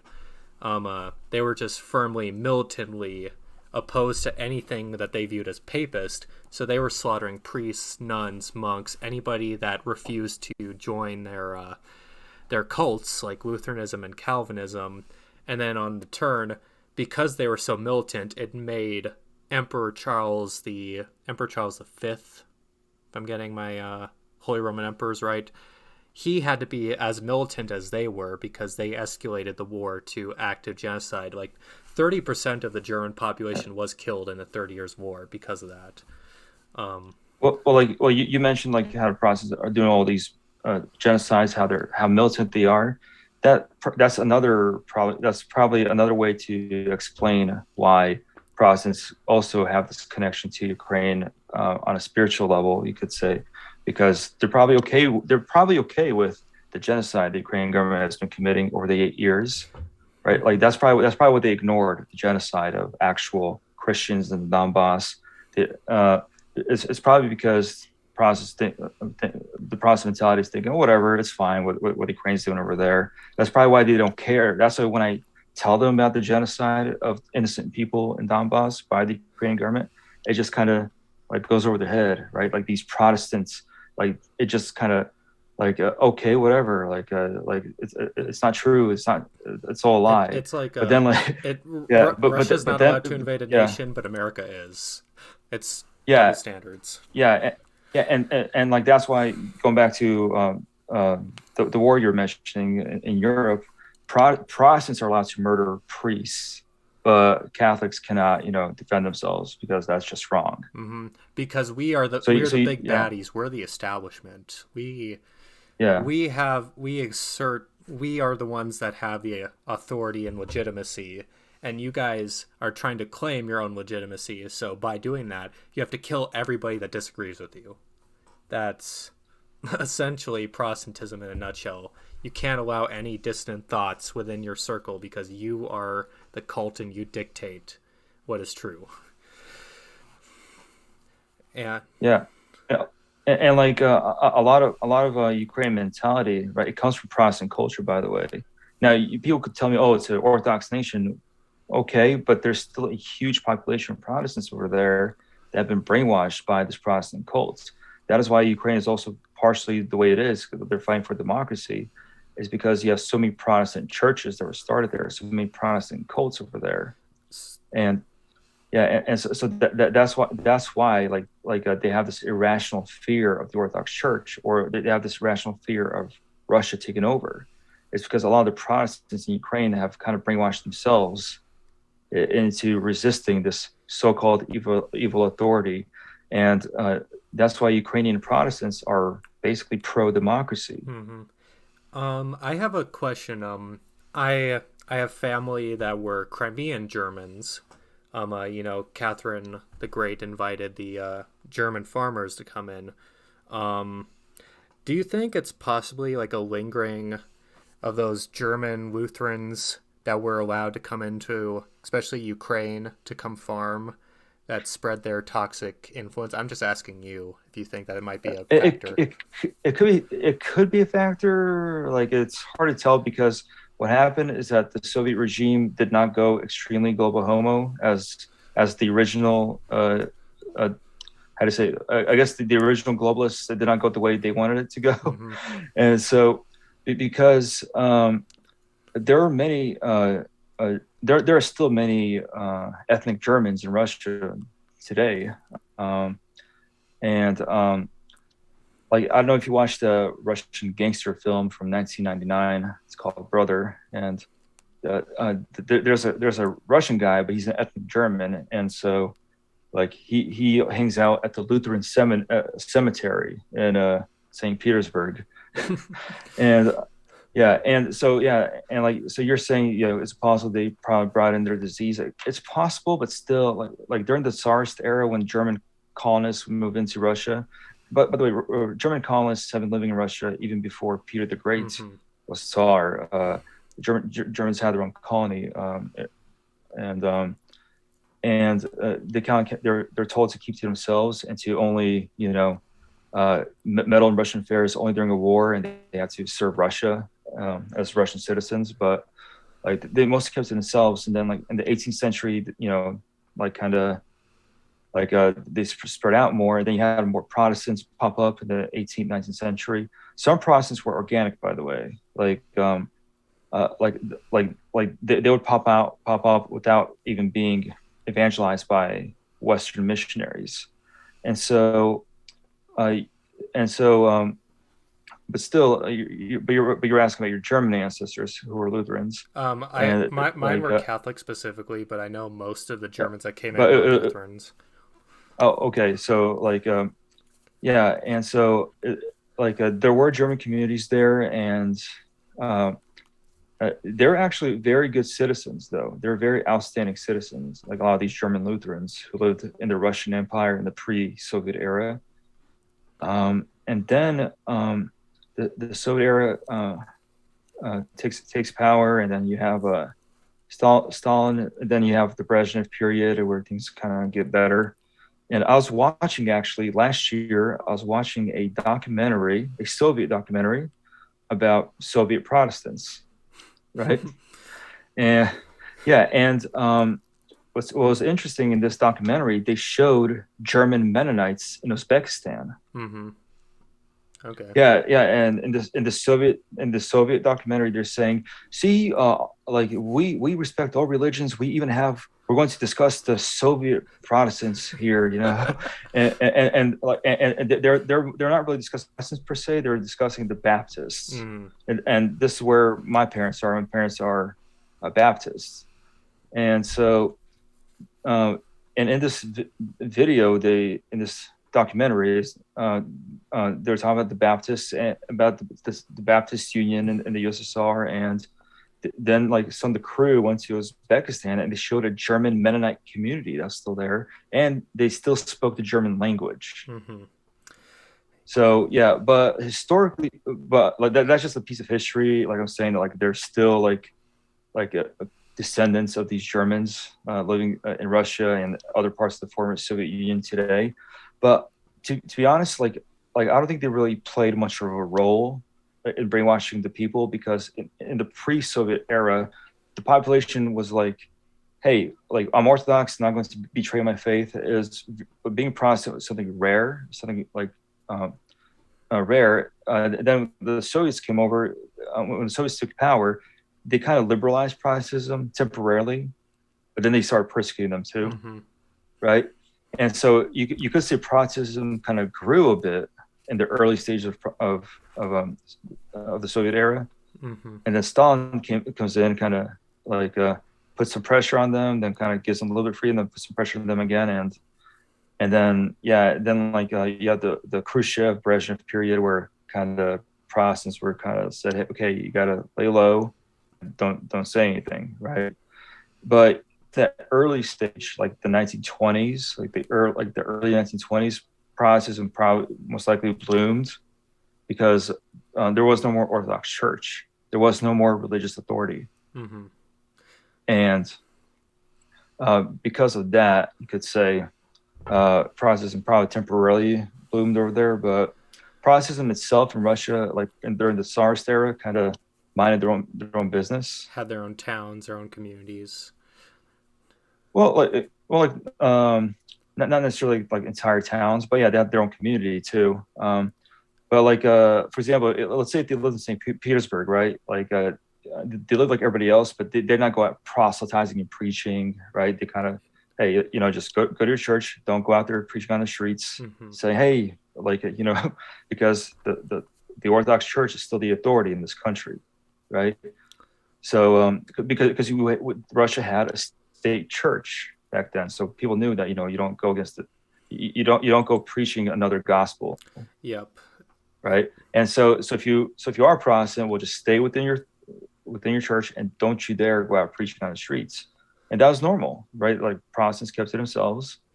And but then in the 1990s, when the Soviet Union was gone, right? Russia had a bunch of cults that popped out of nowhere. These random cults. Some that were created by Protestants, some created by breakaway Orthodox, and like uh, like when Putin came to power, he put an end to a lot of these cults, Mm-hmm. and like that's why they have this religious council to kind of monitor. So which cults is So which group is a cult? Which group is a religion? Yep. Right? And so if you're under a religion, you're safe. And plus, you got to register with the government that you're an actual church or a mosque, whatever. Um, and that's why a lot of Russian Protestants, not all, but a lot of Russian Protestants, like they're not really patriotic, or they come here to America and they say, "Oh yeah, Russia sucks, man," because they persecuted my church. Well, I'll ask them, "Wait, what kind of church were you?" Well, I was Pentecostal. I'm thinking, were you a registered Pentecostal or not a registered Pentecostal? They'll say, "I was registered." I'm like, okay, yeah, you deserve to get persecuted. You self persecuted yourself, because literally the government simply said, hey, we're just trying to verify if you are an actual cult or not, right? We just want to make sure that you're not kind of forcing people to give up their life savings, right? That you're not forcing them to include them in their will after they die, right? We just want to make sure that you're not stealing money from old ladies and everything, right? Like that's because a lot of that was prominent. A lot of this cult like activity was prominent in the 1990s and early 2000s in Russia. Mm-hmm. So Putin put an end to all this, right? And that's why. But for some reason, a lot of Russian Pentecostals, uh, they view that as control. They view that as this authoritarianism, and so they don't register. A lot of them don't register. They become labeled as a cult. They get persecuted, quote unquote. They get persecuted, but in reality, they're just self-persecuting themselves, Mm-hmm. It's a right? failure to understand And their own context that they're living in.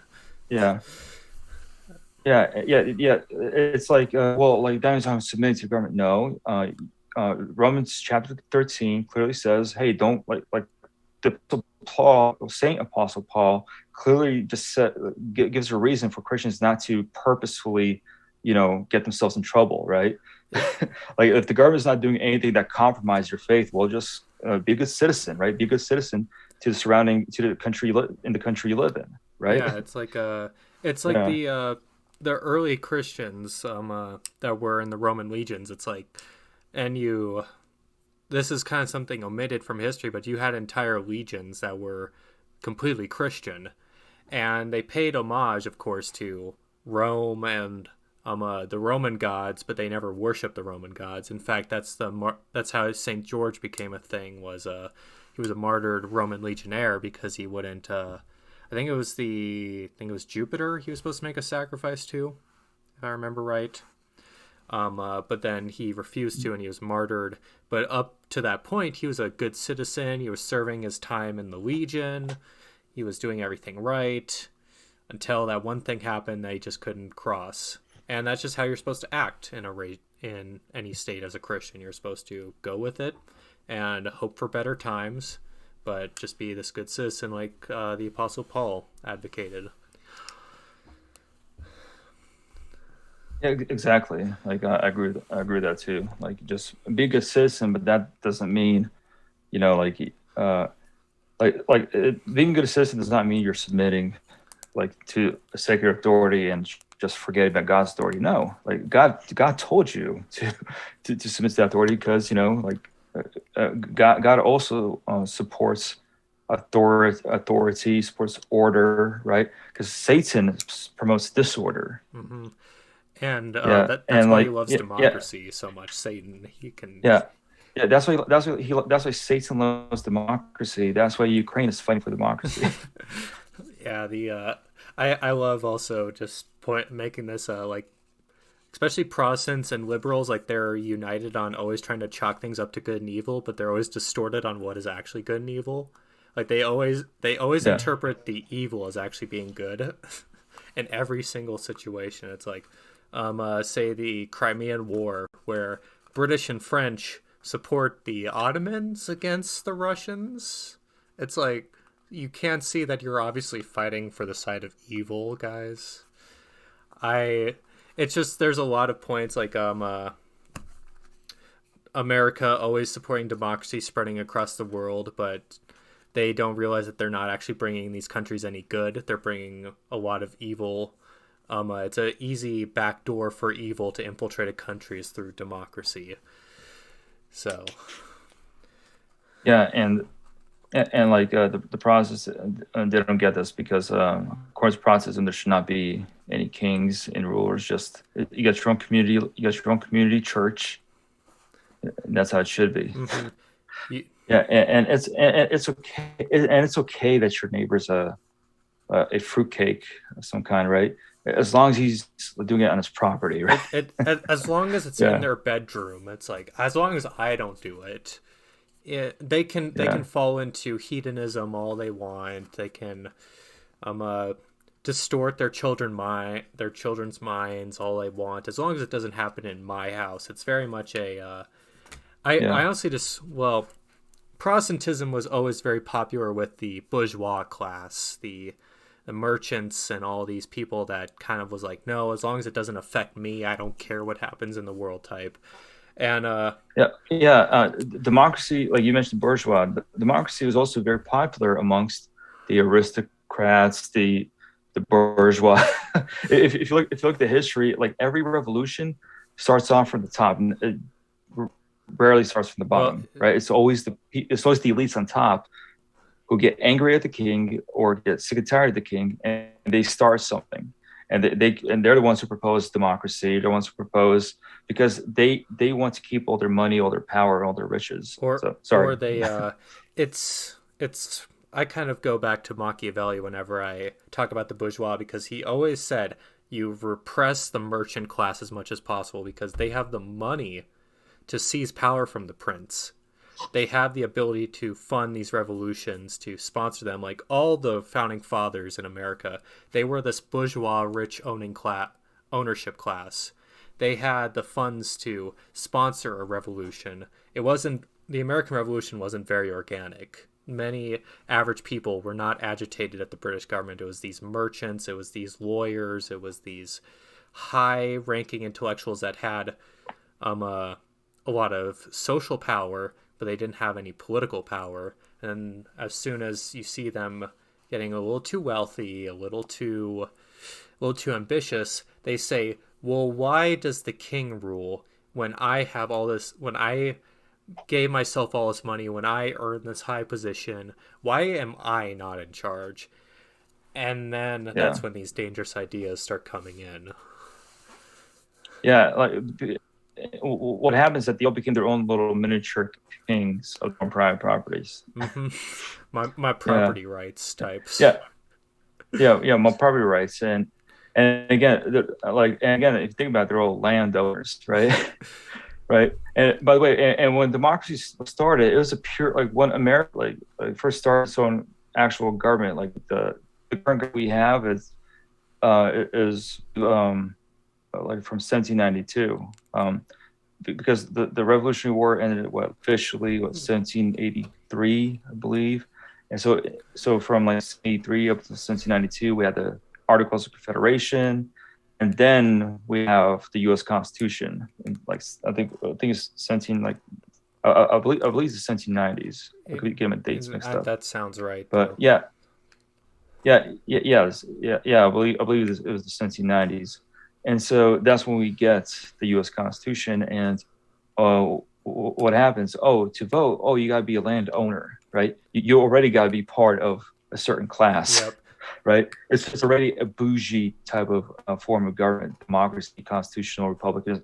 I hate when boomers say, "Oh, we're not democracy, we're a constitutional It, republic." it Because I watched some John Birch Society video that talked about democracy and constitutional republics. It's such ridiculous. the I watch But either PragerU. way, like yeah. Prayer is disgusting.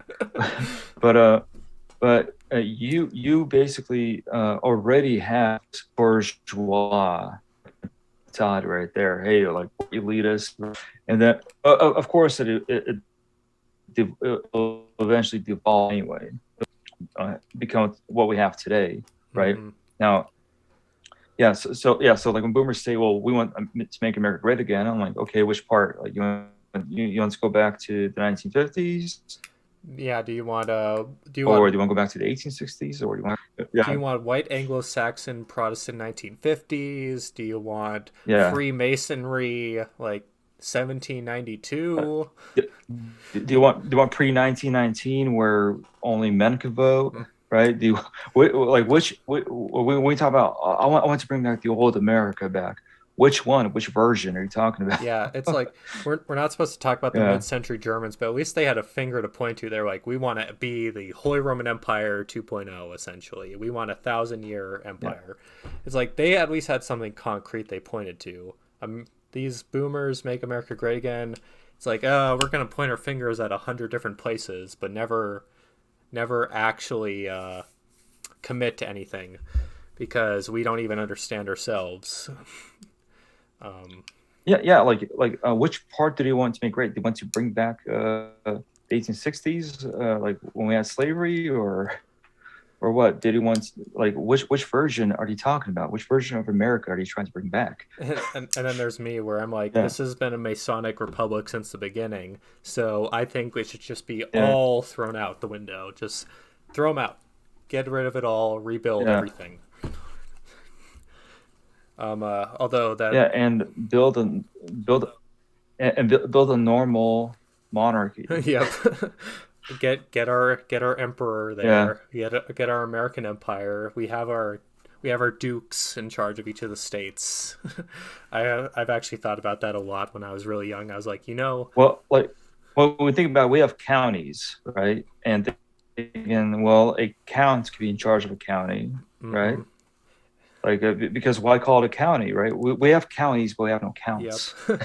It's well, we have these county commissions that are supposed to act as a count replacement. Instead of having this autocratic guy there to tell everybody that this is how the county is going to be run, we have a council that is indecisive and can't commit to anything. Um, I mean, it's why nothing really gets done in the United States because we have no autocracy anywhere. You need that stern authority, even if they're wrong. It's like it's still better than a council that can't commit to one thing ever.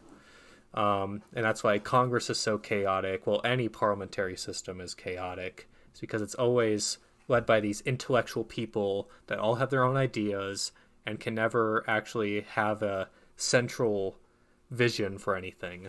Like Peter the Great had a vision to make Russia this great European power, so he built up St. Petersburg. He built that beautiful city into what it was, into the great Russian port city. He built the Russian Navy from scratch, essentially. And it's all because he laid down the law and said, we are doing this right here and now. There will be no ifs, ands, or buts because I am the czar. Yeah, like because I know there are some Orthodox who don't like Peter the Great for like multiple reasons, but like I tell people, yeah, if it wasn't for Peter the Great, Russia would not be what it is today. He- I'll say this: the Soviet Union, what it was without Peter the Great, because the Soviets they inherited a lot of things from the Tsarist regime, Mm-hmm. and then yeah, and then they had to advance that. But then like because a lot of people say, oh, like Russia like is advanced because of old Soviet technology, but let's just go back further in time. Let's go back further in time. It's actually Peter the Great. Yep. It. Yeah. And but one of the reasons why German logistics during World War II were really crappy when they entered the Soviet Union is because the Soviet system was using a different type of railroad system, right? Yep. They were using a different And that gauge. railroad system was created by yeah, it was created not by the Soviets. The Soviets inherited this system, this gauge. They inherited all this from Alexander II, the Tsar. Sorry, Nicholas the First. Nicholas the First in the 1800s. Like it was his idea to use like a different style of railroad than the European railroads, and it, like 100 years later, Germans are struggling to bring in trains. They had to slow down because of that. And this just shows how authoritarianism, how monarchy is a much better system for your people than democracy where nothing gets done. Mm-hmm. Like, and also if something does gets done, it's always a bad quality. And so boomers don't understand it's not big government that's the problem. It's bad governments. There's a difference between big and bad, Yep. right? And you could have a big government and have this and have this good leadership inside of it, right? You got small governments and look, you got small government and still have bad leadership and it leads to nothing, Yep. right? Yeah. So it's not big versus small. It's bad versus good. That's what these Protestant boomers understand. It's not big and small. It's bad and good. Yeah. It's I mean, it's truth versus liberalism is what I pointed out to. It's you can't come to anything concrete in the swamp of contradictory ideas that is liberalism. And I mean, I think that's why like so many people are like nostalgic for empire and these great periods that were sponsored by very autocratic, very central minded authorities. It's like I idealize like the Second Reich, the German Empire, because it was a centrally led German state that was centrally led by the Kaiser, but also you had these other monarchs in Germany too that were as important or sometimes even more important to local government because it was like the king of Bavaria, he was the king of Bavaria. He ruled absolutely. And Bavaria was one of the most peaceful, prosperous kingdoms in Germany. But then you also had the Kaiser watching out for foreign policy, and he ensured the security of the entire realm, the entire empire. And if imagine if you had the Reichstag doing that instead, like you would have just had Weimar a few years earlier. You would have had degeneracy. You would have had a reduced strength military. You would have had just all this cultural decay that you saw when true democracy was implemented into this very orderly society. It just broke down immediately, and that's what happens whenever you introduce this weed, this virus of liberalism, and that's why all good regimes snuff it out immediately and just immediately destroy any thought process of liberalism and get rid of it. It's like,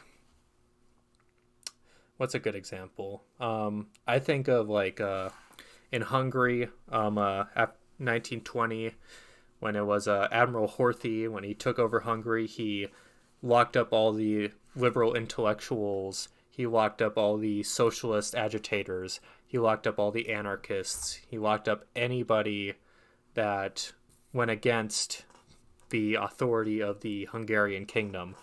Um, I kind of don't like Horthy too because he refused to bring back the Habsburg monarchy, but that's another issue. um, but it's like you have to snuff it out, or else it will destroy your civilization. And it's a weed, it's a virus, whatever term you want to use. So if you can pluck it out, but if you don't get it by its roots, it will just grow back bigger than last time. Yeah. Yeah. Like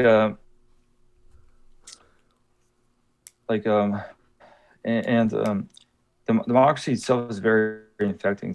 It's easy to corrupt people, like because it promises, like, oh yeah, you'll have all these rights, you have potential to become rich, potential to become your own man, have your own land, think about yourself and so forth. You're an individualist at this point, and and that's what it does. That there is like no true community in democracy, Mm-hmm.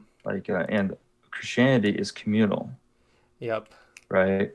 Um, And the Protestants, the Protestants could claim to believe in community, but in reality, they don't know what that is. They don't know the meaning of community. Like, and once you start truly explaining what community is, well, Protestants will start saying, "Uh-oh, communism sounds like socialism." and, and here's the thing, like liberals and like communists, they're kind of borderline correct, like in some issues, right? Like they kind of understand, yeah, you need community, you need collectivism of some sort, but their problem is that they're trying to do this on their own authority. They're they're like their own version of Protestantism. The in a I mean, Protestant space, most liberal really. thinkers. Like they don't want a Oh, kind of cut out there for a second. yeah, yeah. Go ahead. Oh, okay. So it's like, I mean, also liberalism, like most of our great Enlightenment thinkers that we think of, like say Voltaire, John Locke, Mm, Thomas Hobbes, they all came out of Protestantism. Like they were all these Protestant scholars. You didn't see any, like say Catholic or Orthodox, um, uh, members of Enlightenment thinking. Like they were always if you if you did see them, they were always advocating more reactionary positions. They were anti-liberal. They were dark Enlightenment, and unfortunately, most of their voices weren't brought up to the forefront, and most of their literature had been lost. And these liberal Protestants have kept around these writings from these very wicked men like John Locke, where he advocated just for that all people are good fundamentally, and if you just leave them to their own devices, they'll be absolutely pure angels. When in reality, to human nature, I think John Locke just shut himself into his basement and believed that everybody acted like him.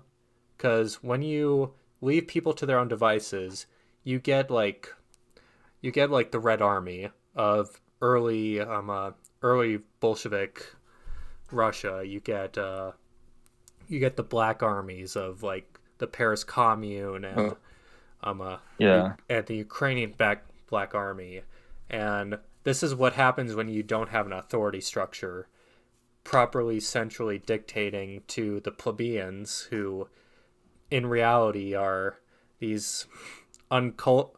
I use the term, they are uncultured swines for the most part, because without Yeah. that central authority, they just go into complete degeneracy. It breaks down overnight. Um, uh, I especially point to the French Commune in this case because before the French Commune came into effect pretty much after the Franco-Prussian War and kind of a little bit during, where Napoleon was captured, Napoleon III, and he was this autocratic, very reactionary Catholic French emperor that restored the authority of the Catholic Church in France. He restored the old reactionary ways of thinking, and he kept everybody in check. He kept the people of morally good people, but that was only through his autocratic rule. But then as soon as like it was literally when he was captured by the German forces, you saw all stability break down. You saw degeneracy become rampant because there's no authority enforcing his order anymore. And then you saw mass rapings of nuns, beheading of priests, smashing of great cultural art.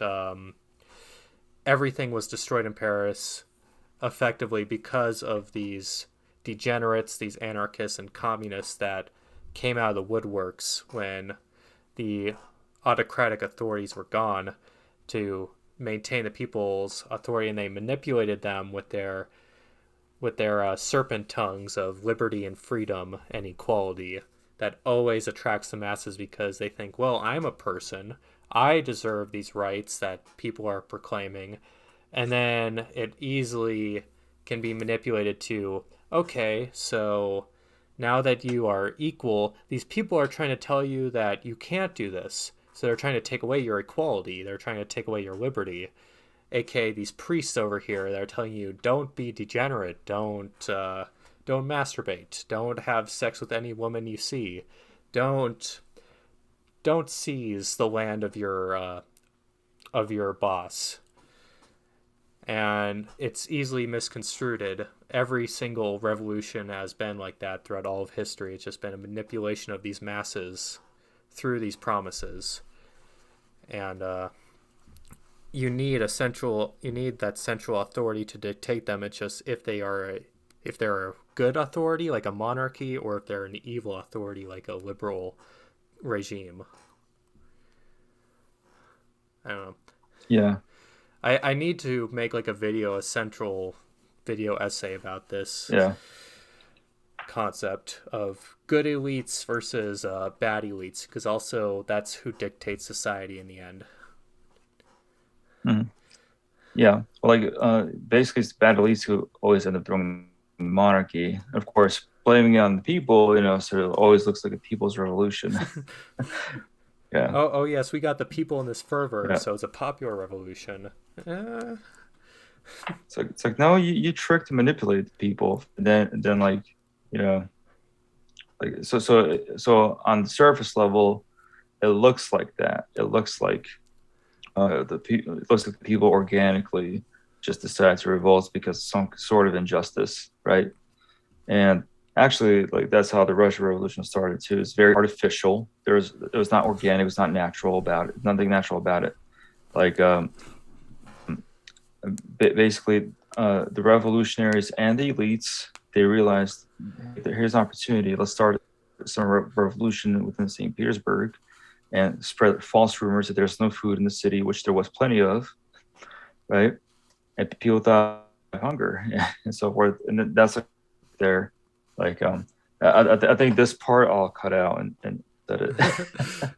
yeah, this is Yeah, just our yeah, rambling. I mean, to bring this back to yeah. Ukraine, But we yeah, could see this with Euromaidan, where it was like, the Western well, media portrayed as these brave people, these masses. They rose up against their corrupt yeah. oligarchic authority. Not. Well, Euromaidan was a perfect opportunity for criminals to take over, which happened, by the way. The current president, I'm sorry, not the president, sorry, the president, I'm losing my mind right now. The mayor of Kiev, Klitschko, he was a famous boxer. Then he became mayor of Kiev, right? Mm-hmm. And so he only became mayor of Kiev because of his popularity during the Maidan thing. And so, what's interesting is that prior to the whole Maidan coup, there was a prosecutor investigating his father, Mm-hmm. right? His father for criminal activity. And so this prosecutor was noticing some criminal activity with Klitschko's family, that there's corruption and, basically Klitschko might have to go to jail. That prosecutor would eventually become Natalia Poklonskaya. I don't know if you know her. Was she the Crimean chief prosecutor? Yeah, yeah, yeah. She became the chief prosecutor of Crimea after the whole Maidan thing. But originally, she was in Kiev. She worked in Kiev. She worked prosecutorial departments in Kiev, and she was investigating the Klitschko family. And all of a sudden, and on top of that, she actually prior before I go ahead, I need to kind of go back a bit. Prior to the whole Maidan thing, she jailed some other major elements, right? And so after she jailed those criminal elements, she started to investigate the Klitschko family. Then Maidan happens, right? Mm-hmm. Maidan happens. There's chaos in Kiev, and when the president gets illegally impeached. By the way, the people at the Maidan thing, they overthrow the president because the Swams, they're holding on pretty strong. They're not letting those people in the parliament's building. The they're not letting them into the Supreme Rada, the Supreme Council, the parliaments. They're not letting the people in there, right? Like they're holding it off. But Parliament themselves, they decided, hey, the president's not here. Let's just impeach him illegally, right? Mm-hmm. And so he gets impeached. So going back to the criminal case, so what's going on here? Natalia Poklonskaya, all those major people that she jailed, these big criminal elements, she sees them like being released from prison, like this mob, right? They're released from prison, and then some of the guys who she jailed, they walk into her office, like, you see, now we're in power, charge now, huh? And and these people, they have nothing to do with politics. They're not politicians, but all of a sudden they are now connected to the new political regime that's in power now, Mm-hmm. right? And so, of course, the top Konska, she leaves Kiev, and she goes on vacation to Crimea, and then she gets stuck in Crimea, and she becomes the chief prosecutor. That's a whole different story right there.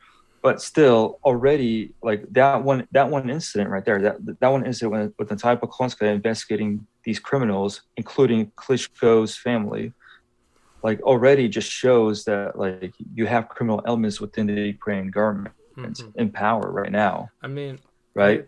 And yeah, I was gonna tie this like that's exactly. Have you ever heard of the term bio-Leninism? never heard of that term. No. So bio-Leninism is it's essentially the central thesis that binds any astroturfed regime to its power. Bio-Leninism is essentially based upon Lenin's strategy, where he took all the dregs, the degenerates, all the people that are typically Mm-hmm. ostracized by normal society, like say in Tsarist Russia was the ostracization of homosexuals, Jews, gypsies, and these other degenerate minorities that were not part of the natural Russian community, and he took them and used them as his central power base. He gave them authority. He put them in high positions of power. Like say Yep. Trotsky was put in charge of the Yeah. Red Army, and he was a Jew. He was part of this religious minority that was typically persecuted or left suppressed in Russia, and now he gave him a ton of power. He did this in all positions, like he put Ukrainians in charge of high government offices. He made Yep. made Jews political commissars. I think they made up about a third of all political commissars during his regime. Um, Yeah. so on and so Yeah. forth. Yeah. Like so. All that happened. I know all that happened. I just never knew there was a term for it. So it's called Yep, bio-Leninism. bio-Leninism. Bio-Leninism. Okay. There's a Yeah. Because all that happens. Yeah, like everything you said, that all happens. Of course, there's not everything was black and white. You also have like normal people fighting for the Red Army, but again, like they're all duped. Like normal folks are just duped into thinking they're but fighting for the rights of peasants, the right? ethnic Russians. But then you had, yeah, but then you had the other side of the Reds, which was like like those degenerates, the folks who were ostracized society. Yes, you had that elements right there, Um uh and yeah, and so basically, yeah, what you said right now is what happened in Ukraine during the 2014 Maidan coup. That's basically what happened. You had like the worst dregs of society uh, go out there and protest, and many of them did it for money. By the way, there are many people who would write to the relatives saying, "Hey, so they're going to pay us some good money if I go out and like protest over there in Kiev," and it's normal. Also, paying protesters was always normal practice before 2014. By the way, before that 2014 Maidan coup, paying protesters was always normal practice, mhm. right? Just to hire somebody to protest. And here in America, when Trump was being elected, we had on Craigslist, if you remember, there were Craigslist ads where they would hire people to protest Trump. Yep. I believe they paid $15 an hour, and even here in Arizona, like they would bus in these paid protesters.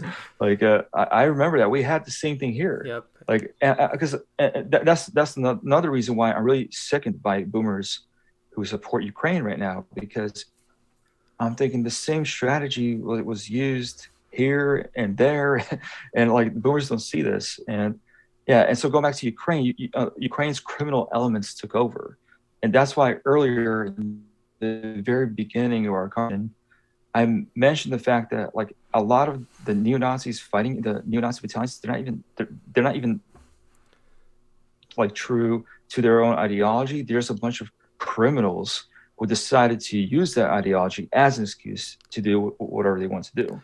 Yep. And it's just the neo Nazis were not accepted in the last regime, so of course the neo Nazis side with the new regime. They're the It's the violinism at work. It's these social dregs. It's these criminals. It's these ostracized peoples.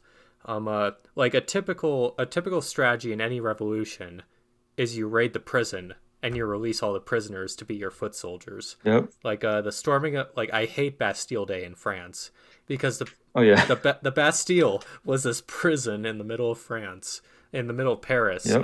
that held the worst of the worst people. All the um, uh, all, like, essentially the people that could influence others to commit crime. Like you had famous, well, infamous writers, I'll actually say, writers that advocated for degeneracy, for um, uh, degeneracy, for rebellion. You had murderers, you had rapists, you had all these people put in the Bastille, the most secure prison in Paris. And the first place the revolutionaries go is the Bastille to release all these social dregs and make them their foot soldiers, because all these dregs would just be locked up again if it wasn't for these revolutionaries.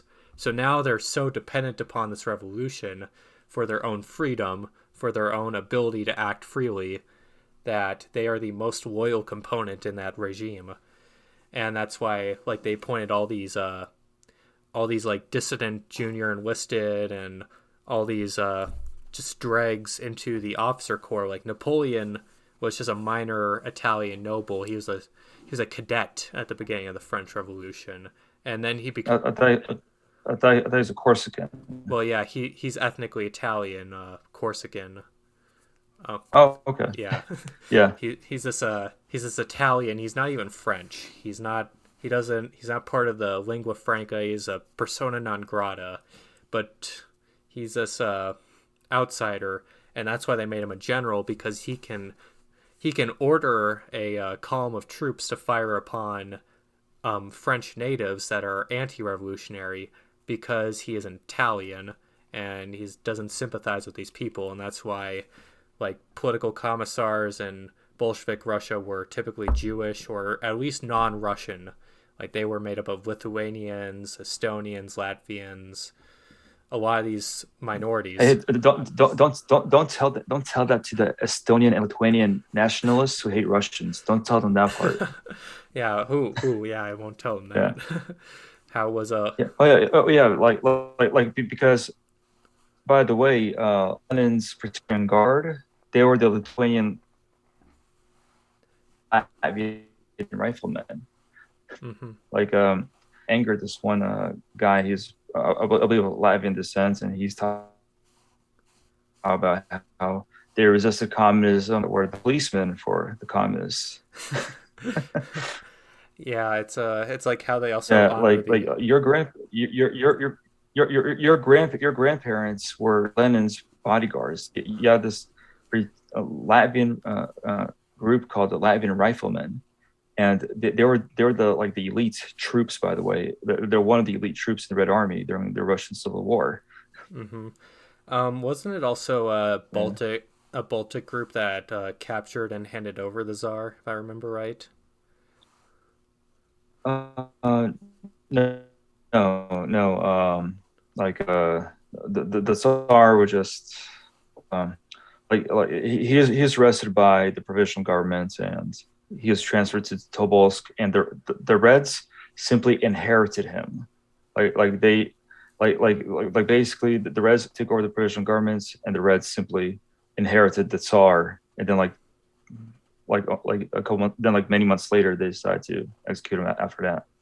But yeah, like but if you look at the list of the Tsar's executioners, unfortunately, majority of them were, I believe, ethnic Russians. Oh, that. Because a lot of them were locals from that city, from Yekaterinburg, I believe. hmm And Yekaterinburg itself was a very like, but what made it unique is the fact that like they are descendants of the exiled folks, of the exiled people, right? Oh.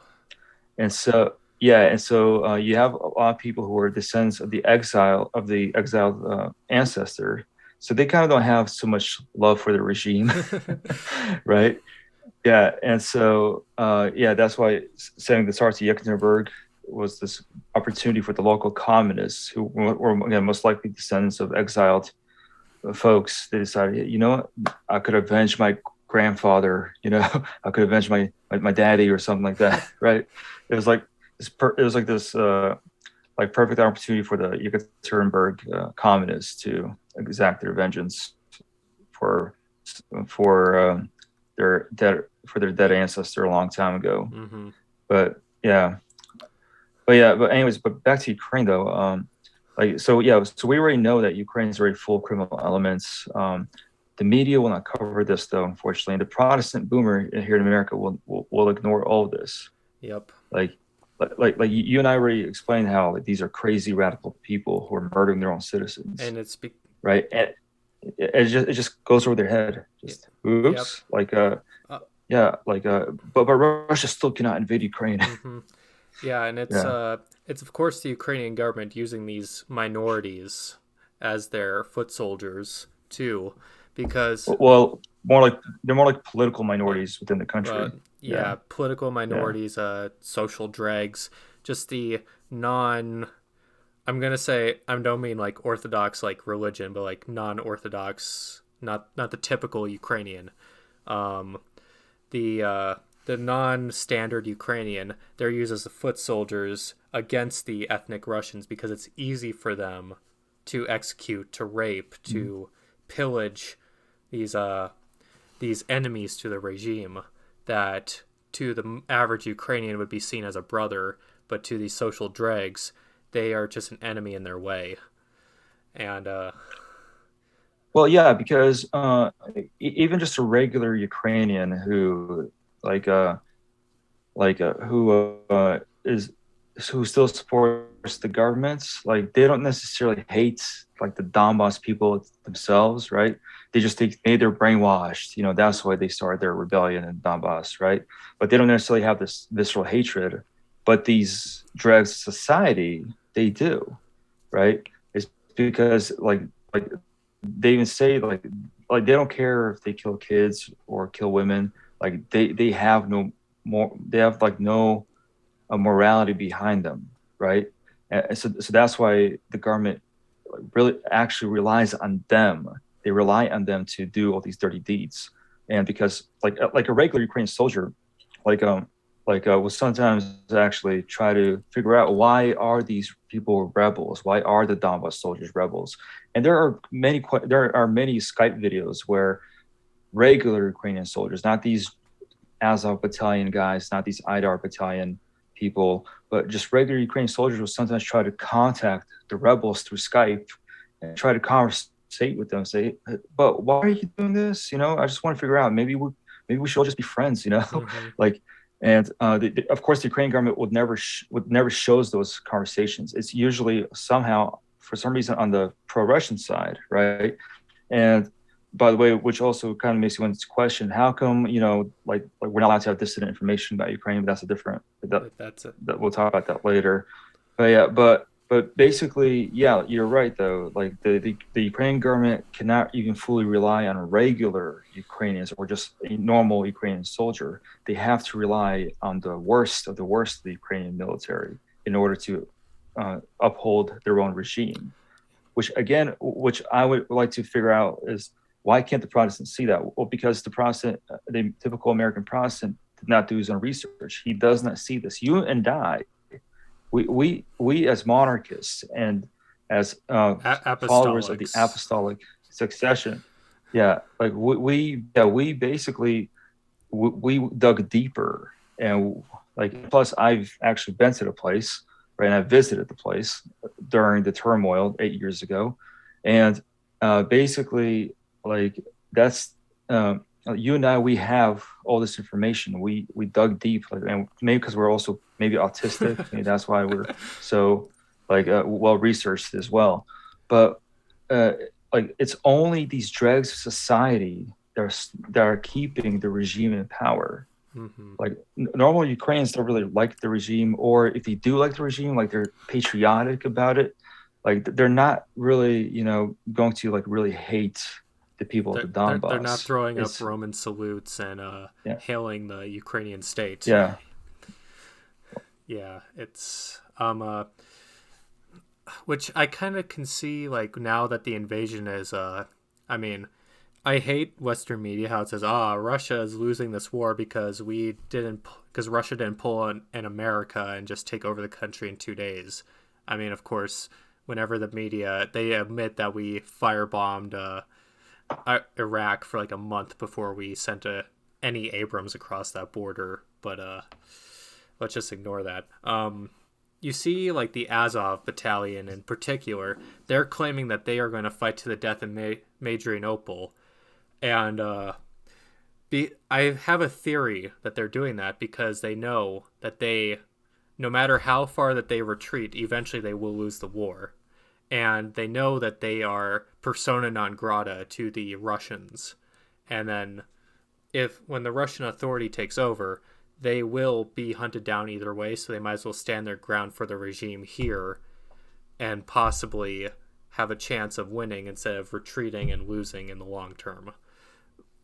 I mean that's a theory, but I I mean, it's possible, because when you think about it, where is the Like when you think about it, where is the Ukrainian army, they're right? surrendering Like constantly. because yeah. Oh, well, don't say that. That's not correct. It's not politically correct to say that. Nope. But where is their army? Like, where is their army? Like, when you think about this, Russia is actually tiptoeing. Like, I forgot his name, Coach Redpill or Red Coach something. I think Coach Redpill. Yeah, he mentioned this. He goes, Russia's just tiptoeing in there, right? And if you look at a lot of these videos, like if they spot Russia going through cities, the cities are fine. They're not demolished. They're basically preserved. Mm-hmm. And and what's interesting is that the only time you see demolished or something destroyed is somehow in a photo where there's Ukrainian soldiers present. Yep. Think about that. It's Like whenever there's demolished or destroyed, it's always with Ukrainian soldiers standing there, right? But when you see like a video of Russians actually going through some town, the town's basically fine, unharmed. yeah, it's it Like might it might as well it kind be of makes you want to question. it might as well be the footage of like the Wehrmacht going through Ukrainian towns and they're being thrown flowers. That's pretty much what the Russians are being treated like in a lot of these towns. Well, well, like I forgot what I was going to say actually about that. Yeah, I lost my train of thought for a second. But yeah, but still, like we're not seeing the proper footage. Like for example, like there's this footage. It's clearly Ukrainian military, right? Mm-hmm. Like they show this column of like some artillery shells, some military convoy, and this convoy is panicked. They're going all over the place. They don't know what to do, right? And it's being proposed to the audience as, "Oh, see this Russian military convoy? They're not disciplined. They don't know what to do, right?" And I'm thinking, okay, like if you just compare the two militaries, the Russian military has been actually very professionally trained, while the Ukrainian military, like the only thing they've been doing for the last 8 years, like they had their major battles in 2014, 2015, and they're losing to a bunch of ragtag rebels, literally, Yep. right? And then for the most part, from 2016 up until now, they're just doing nothing but bombings, shooting bombs. They're not really doing actual true military activity, right? And so yeah, but they shows this video of a Russian military column going in panic mode because of one artillery shell hit them, and they don't know what to do, They're, right? they're, they're not But used to the what's enemy interesting, firing the back. camera, but what's interesting, the camera is not zooming in, right? The camera is like not. There's a camera. It's like you would think because the camera does do some zooms, then kind of stops, right? But does not zoom in further when like because all Russian military convoys in Ukraine have Z's, V's, X's, and O's. O's are from Belarus, but you have the Z's, V's, and X's, right? X's are from Chechnya, right? Mm-hmm. And so you have all these markings on the military equipment to distinguish who's who, right? In that video, you don't see any of the markings. The camera does not zoom in further in just to see who it is, right? But we're being presented like it's being presented to us, as if it's the Russian military when it's kind of clear that's the Ukrainian military. That's what the camera's not zooming in because they don't want to, embarrass themselves or they don't want to embarrass their own military. I mean, it's also for we're talking about Azov, but like Azov, like just to explain to the audience, like they're not part of the Ukrainian military, but they are part of the Ukrainian National Guard, which the Ukrainian National Guard is not. It's not like the American National Guard for those American audiences. They are a Gendarmerie force. They are national police, but they are most of the time actually better equipped and better trained than the Ukrainian army because the Kiev regime uses the National Guard as their shock troops, as their soldiers they can rely upon. They're politically disciplined ones, and that's why they introduced Azov into the National Guard and put them under their payroll because they knew that they were politically expedient. They were able to be used and for the regime's purposes, but the Ukrainian army, on the other hand, has been suffering from funding shortages and lack of training and low munitions, etc. Because they just haven't, they're not politically trustworthy by the Ukrainian regime, which is why, like, of course, the Western media is omitting this, but most of the only fierce resistance coming out of this war is coming from the National Guard because they know that they are the political shock troops and they are going to be the ones on the chopping block because they are not traditional soldiers. They technically don't even fall under the Geneva Convention in that case. Well, then the Ukrainian army, they have been they have been treated like shit for years. They have not been properly trained, equipped, even fed and clothed. So the fact that they're seeing another professional army coming on the case, one that's well trained, one that does military maneuvers with other countries like Russia, and they're not fighting a brush war. Like, this is also the syndrome with the American militaries. We're only used to fighting brush wars. And that's how the Ukrainian army has been doing this too, is they're fighting these low intensity wars against insurgency styles, and even then they're getting their asses kicked by what you Well, said. honestly, Ukraine's like first actual major war was the civil war at Donbass. Like, I mean, like when Ukraine gained independence in 1991, right? Like their first actual like major war where they actually had to like physically fight on the ground with tanks was basically in the Donbass. Mm-hmm. Yeah, like yeah, but even then, like a bunch of ragtag rebels were beating them. Yeah, and it's just the when you see Donetsk and Donetsk, am I pronouncing that right? Lugansk and Donetsk. Okay, Donetsk and Luhansk. Okay, Lugansk and Lugansk. Donetsk. Yeah, I'll leave the yeah. translation to you. I'm a petty. I speak some German, but that's the only foreign language I actually speak. Yeah. Um, but yeah, they are losing to these two tiny little provinces, ones that don't have professional armies that are have militias. Admittedly, they probably do. They probably do have some training by Russia. I would kind of give the Western media that, but I wouldn't give them.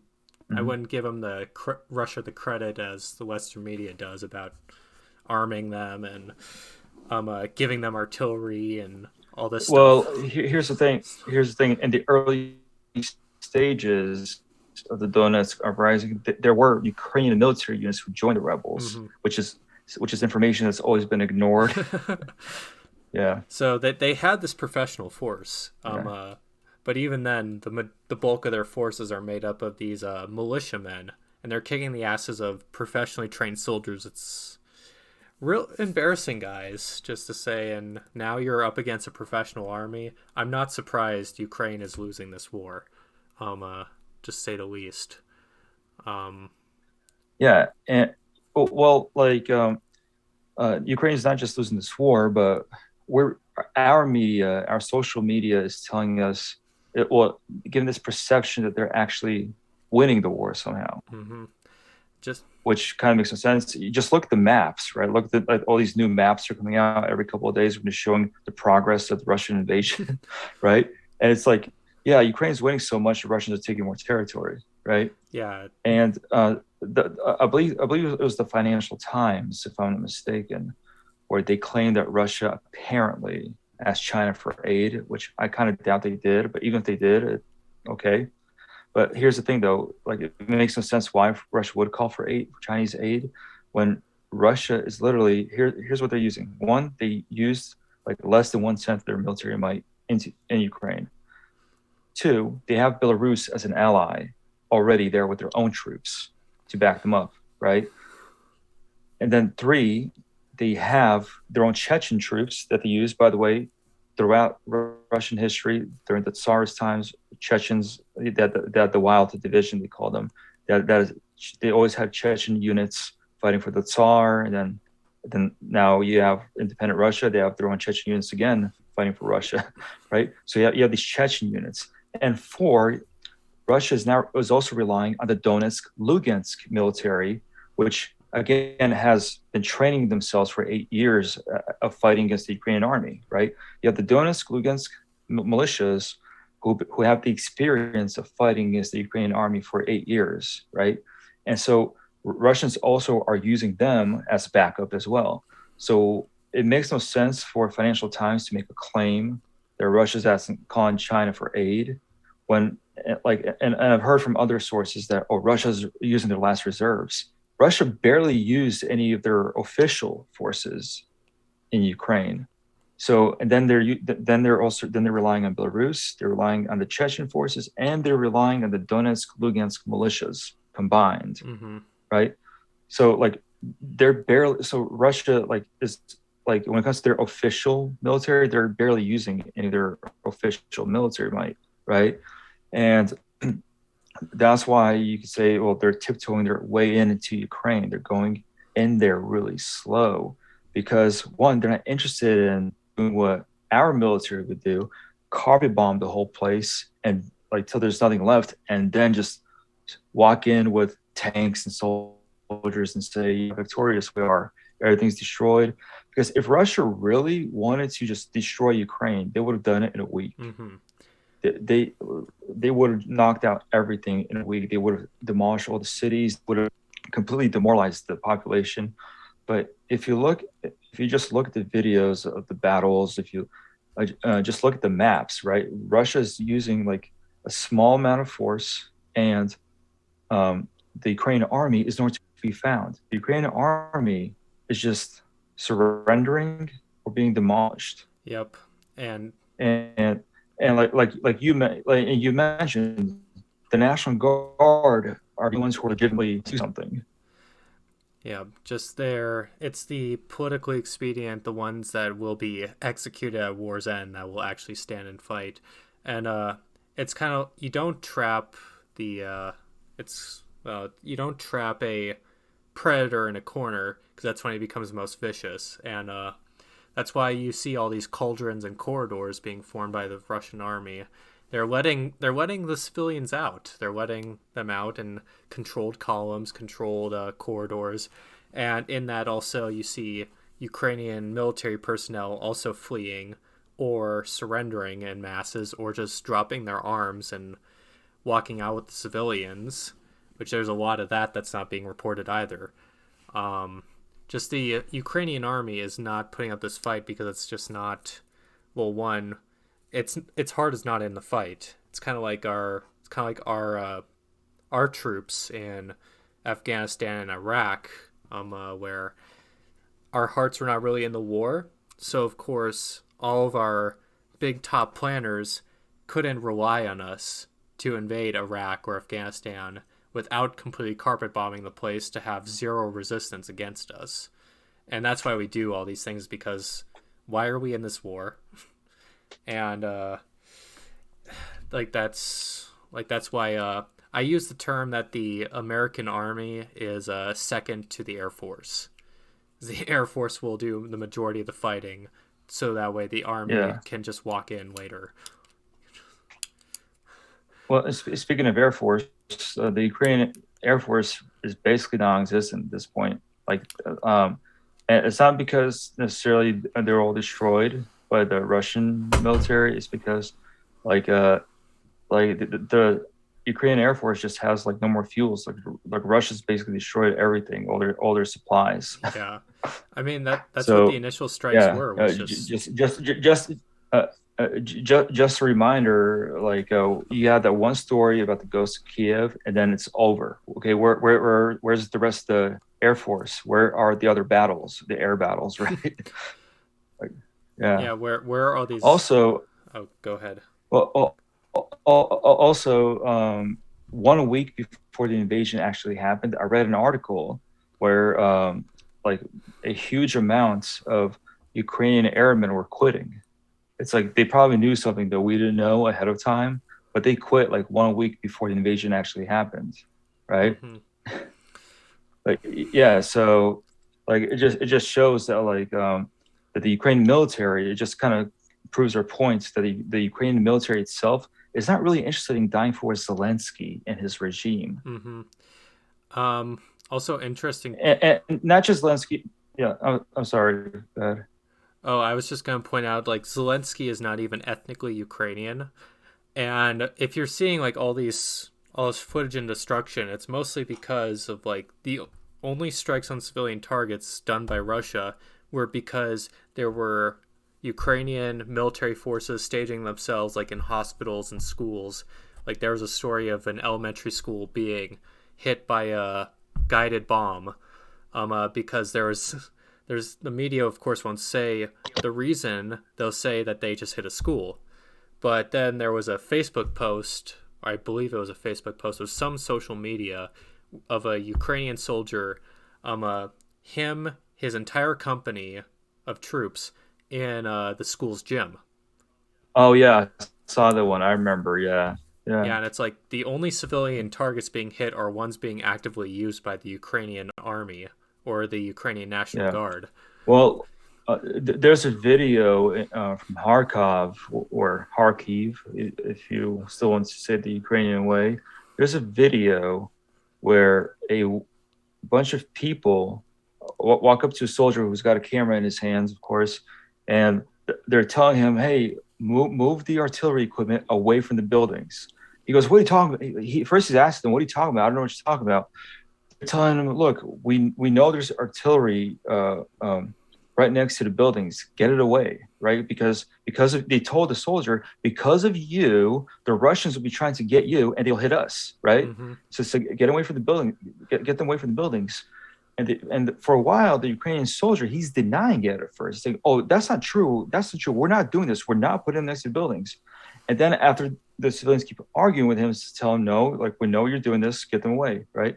You know what he does? He goes, "Are you trying to reveal positions? Why are you doing this? Are you trying to reveal our positions?" Mm-hmm. Trying to It's like yeah, then he admits that, yeah, like we do have artillery right next to civilian buildings, right? trying to Yeah, he's trying to convict this Ukrainian civilian of treason. Essentially, it's like I think it yeah, was Zelensky. He made some executive order or something where any Ukrainian citizen that in any fashion cooperates with the Russians is now persona non grata. They're stripped of their citizenship and they will be tried and put in life sentence prison. yeah. That's totally not a vague statement, right? Yeah. Yeah, like, oh, you disagree with me, huh? You're totally cooperating with Russians if you disagree with my opinion, now huh? now you're being Yeah, liquidated over there with the other traitors. yeah, yeah. it's It's like, yeah, it's the paranoia of any regime that is falling. You always see this. Also, I'm drawing parallels to the mid-century Germans. Zelensky called up the Volkssturm, if you know what that was. oh yeah, yeah, Um, yeah. uh, Volkssturm. Literally, we are going to conscript everybody, teenage boys to elderly men. We're going to give you rifles and make you human meat shields for the Russians. You have no training. You have no uniforms. Technically, without a uniform, you don't fall under the Geneva Convention. So he's doing that so that way Western media we'll see, look at these poor Ukrainians. They're all being slaughtered by the Russian army. It's such a Yeah, tragedy. When you cause that, you arrange that, you yep, non-Ukrainian ethnic Jew that has no relation with the Ukrainian people, so you're willing to let these other people yeah, die. yeah. It's the classic Lenin tactics over there. And on top and on top of that, like many Ukrainians don't want to die for Zelensky either. And what the media is not telling us is that there's a huge Ukrainian population that still supports Russia. That actually they're okay with the invasion. And for example, Kharkov, for example, or Kharkiv, they almost had a Donbass situation in 2014. They almost had it. It's just the mayor turned out to be a coward and he kind of not go through with it. But there were huge pro-Russian protests in 2014. The city of Kharkiv itself was full of like pro-Russian demonstrations and everything. And yeah, so then of course then something similar happening in Odessa. You had something similar happening in Nikolaev. There's so many other Ukrainian cities where people have been waiting for Russian troops to finally arrive. And so Zelensky kind of like trying to create the Volkssturm, does the I don't know the proper pronunciation, It's Volkssturmen, it's the Volkssturm. It's you kind of have to add an you kind of Volkssturm, have to add an yeah, F to the V. the Volkssturm. So, anyways, the point is that Zelensky doesn't even realize that he's also going to arm people who might turn against him, Mm-hmm. right? Did, did On top didn't of that that, happen too? on top, yeah, yes. So what happened is that in the city of Kiev, by the way, a lot of the boomers have been praising this, which is stupid on their end. They don't really know what really happened, right? Is that like Zelensky basically was giving out weapons, not him personally, but he gave orders to give out weapons in the city of Kiev, the capital. Mm-hmm. And they have these large crates full of rifles and ammo. And I don't know if they had grenades or not, but they had rifles and ammo for sure. All these crates, like imagine playing Call of Duty and live Uh, act. This live action Call of Duty, by the way, someone drop a ship, loot box drop. someone drops a shipment. Yeah, yeah, you're playing Call of Duty live right here. So, so on video, by the way, and simultaneously, before I go further, simultaneously, Zelensky gave orders to release military prisoners and some other prisoners, right? So any random criminal elements could get a hold of those weapons. Because here's what happened: when Zelensky gave the orders to release the prisoners and then to just have random shipments of weapons all over the city, right? Anybody with no registration, with no check, with no nothing, no oversight, anybody just could come around and grab as much weapons as they can. And there are people just grabbing guns, grabbing ammunition, putting in their bags, whatever. And this one guy, this one citizen of Kiev, he's filming himself, and he's here's weapons. Just come and take it. It's so good. Just come and take it. There's enough weapons for everybody.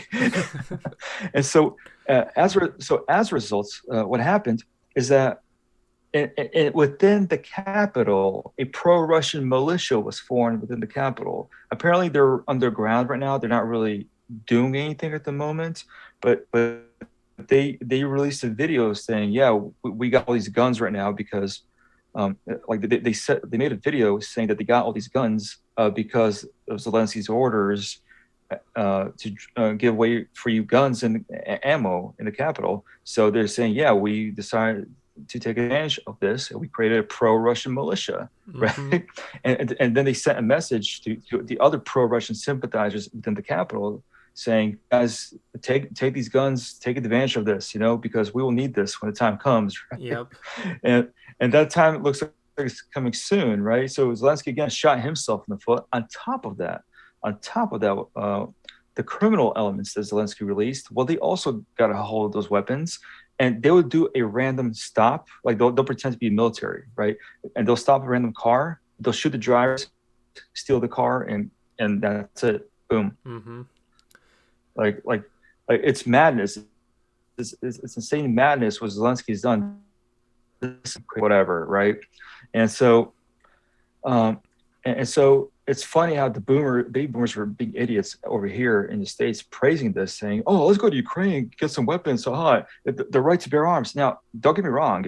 Although I'm a monarchist, I support the right to bear arms. I believe that like citizens should have the right to defend themselves and everything. I support that. But when it comes to warfare, right, and you're trying to create a Volksstrom or something like that, or you're trying to create a militia, right?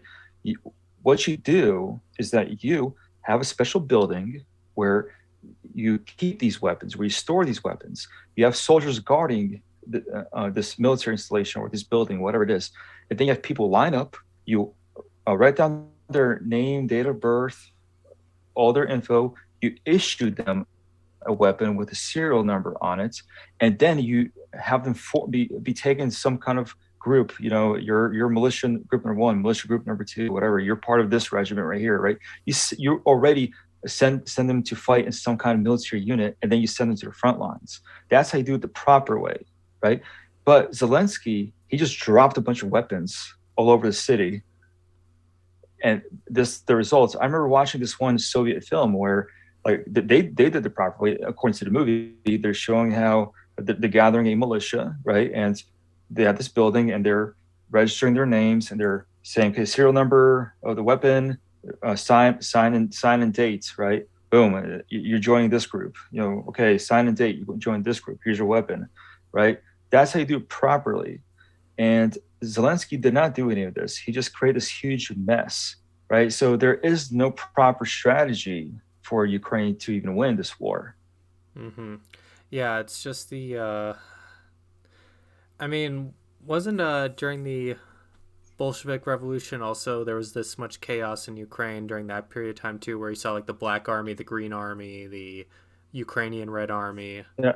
Yeah, that was foreign for like that was all created for different Yeah. reasons, of course, because like all sorts of ideologies just popped up, and Mm-hmm. random agitators for each ideology started to say, "Hey, join us," and all this stuff. But it was But general yeah, it was general chaos like but today. well, it was kind of chaos, but not chaos at the same time, because at least those groups were still more organized, right? Mm-hmm. Even the Black Army that was created under Nestor Makhno, they had a organized army, Yep. Yeah.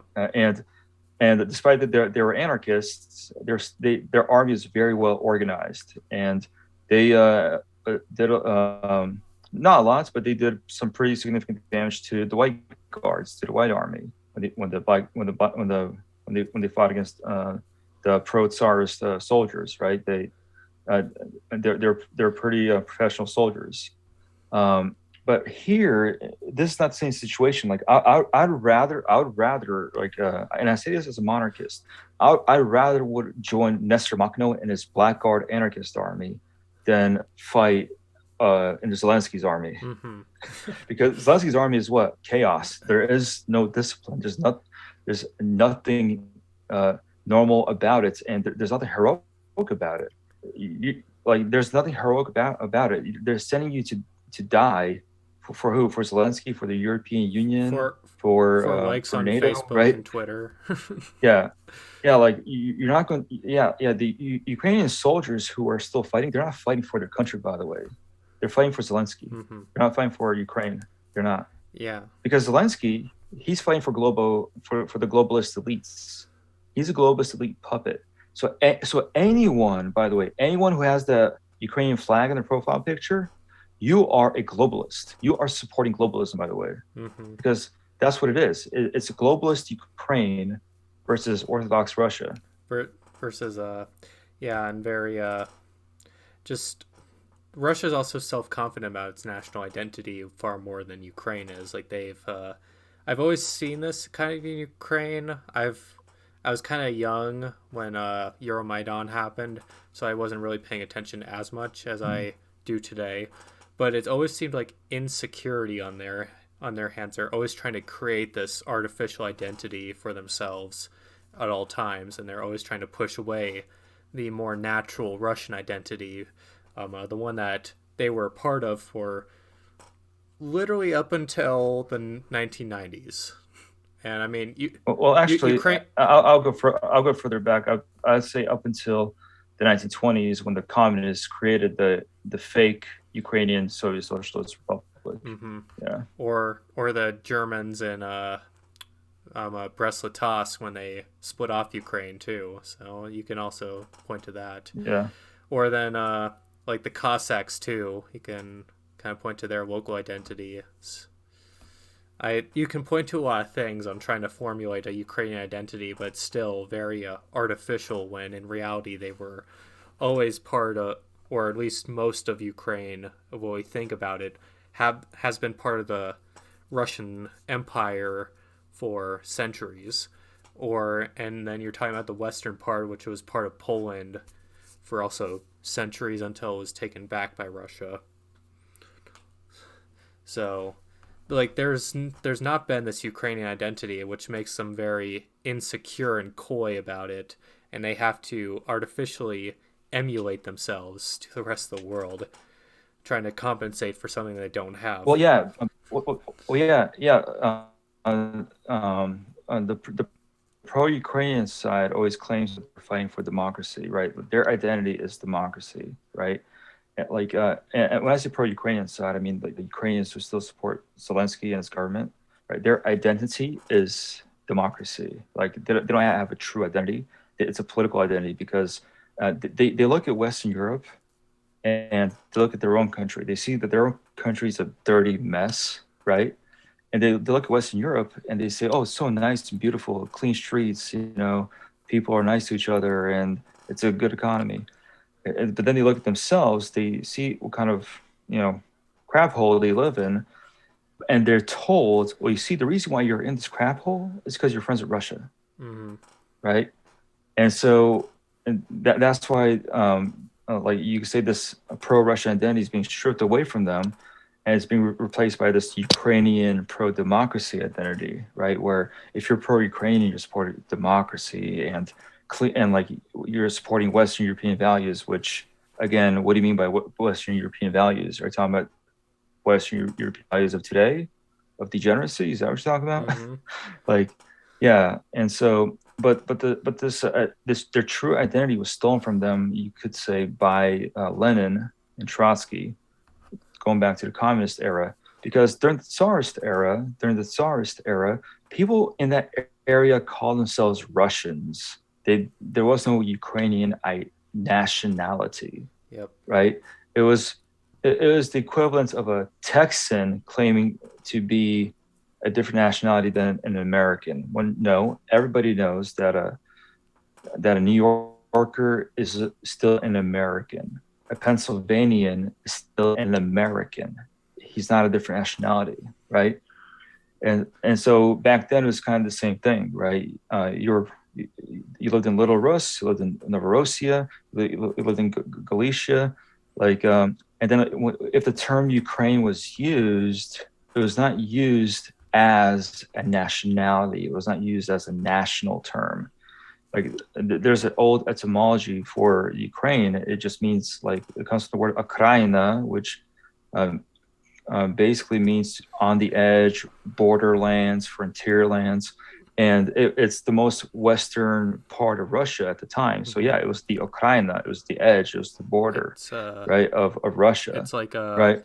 and it's like Austria, where in the actual German it's Österreich, which Ost means east. It's the East Reich, the East Realm. It's Mm-hmm. it's the most eastern realm, the farthest away from German civilization, which Mm-hmm. is kind of like the Ukraine, like you're saying, it's these outskirts, and that's the Yeah, etymology. that's why I would totally right now, if Germany was to just invade Austria right now, I'd be 100% for it. Mm-hmm. Or I mean, Well, not the current yeah, gay Germany though. yeah, but I mean, still, if it comes to the unification of German people, I'd be like, hey, just invade them, I'd also be like, right? can And we have yeah, Königsberg back too? well, Germany should invade Austria first, and then like Germany should then ask Russia if they can make compromise with Königsberg. You know, honestly, I think Königsberg probably would have been given up had NATO not expanded. To be honest, Mm-hmm. Yeah. but yeah, I would hope and pray for that day, but until yeah, NATO ceases to be a thing, I hope Russia keeps a hold of it. yeah. Yeah, but yeah, see, you and I already confirmed like the Ukrainians were had their identity stolen originally by the communists, and like by the way, Alexander Solzhenitsyn, the big anti-communist, even he was against the fall. He was against the way the Soviet Union broke apart. He goes, yeah, I hate communism, but I didn't say separate from each other. Like Solzhenitsyn, he actually said that Russia, Ukraine, and Belarus were the only three who should have stayed in the Union, in the Soviet Union, right? Mm-hmm. Because these three were the original Russias. These were the Rus. Yep. These three, right? Belarus, Russia, and The Ukraine. Kievan Uh, and Rus. and yeah, like Kiev is. By the way, there's a historical element to this invasion. That's why, like, even before I became a monarchist, I was many years ago. I even told myself I would totally be okay with Russia invading Ukraine because they're the same people. It's basically Kiev and Russia. Like basically, it's the origins of Russian people is in Kiev, right? And so, yeah, like even before I became monarchist, I was okay with that idea. And by the way, why do you think 90% of Russian right wingers, 90% of Russian nationalists, 90% of Russian monarchists support the invasion of Ukraine? Because it's a restoration of Russian history. Mm-hmm. It's the return to Russian origins. The roots of Russian history are in Kiev. On top of that, like it's also a religious reason. Kiev any sacred relics that are sacred to the Orthodox Church, right? Mm-hmm. And like are What and wasn't are you still with me? wasn't the conversion of the Rus started in Kiev, right? Yes, exactly. So you still hear me right now, Yeah. right? I thought we had internet. Yes, I can still hear you. You kind of broke up there a little bit, but I can still make Okay, out. okay, yeah. Kiev is where it's the origins of Ukraine and Russia, right there, Kiev, right? And so like that's another reason why Kiev is so important for so many Russian people, is because you're stealing their history from them. If you keep Kiev independence away from them and under control of Western degenerates, right? You're stealing their history from them, right? Because where do we come from? Where's your history? Oh, it's right there. It's owned by somebody else, Mm-hmm. right? You have no more history. It's gone, right? Yeah. So this is another historical factor. And like and this is what like the boomers don't get. They don't have this like idea of unification and they have distorted understanding what unity is. They have distorted understanding what independence is. They think And nation so states so can they come out of the yeah, ether. yes, exactly. When it's like no, there's a historical genetic root to Kiev for many Russian people.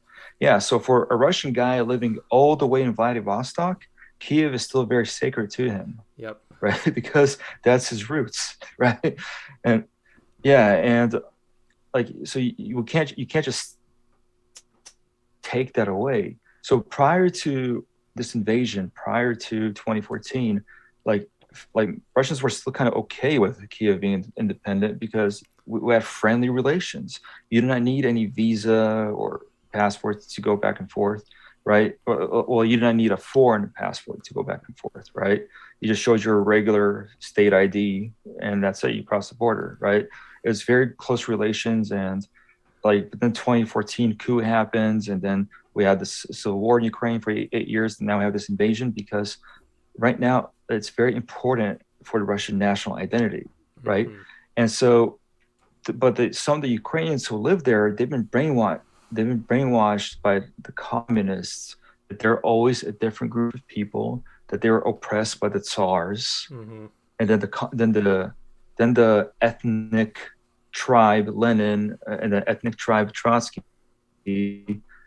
show up, you know, and tell them, no, you guys were oppressed by the Tsars. We freed you. We freed you from these people, and we'll create a Ukrainian Soviet Socialist Republic. And by the way, during the Soviet era, within the Soviet Union, out of all the 15 republics, right? Um, the Soviet Union had their own representatives in the United Nations, but guess what? Ukraine did as Russia well. by itself, yeah, but essentially Russia by itself did not have their own separate delegates in the UN. Russia did not, but Ukraine did, by the way. Mm-hmm.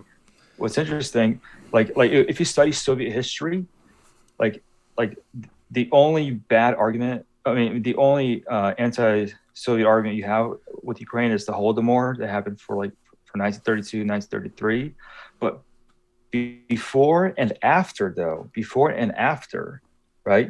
Ukraine was always coddled. Ukraine was always like treated like this, like like a, a The special baby, child. like it's, oh, it's so precious, right? Yeah, the special child. While Russia, like, would always like have to endure whatever troubles were there, right?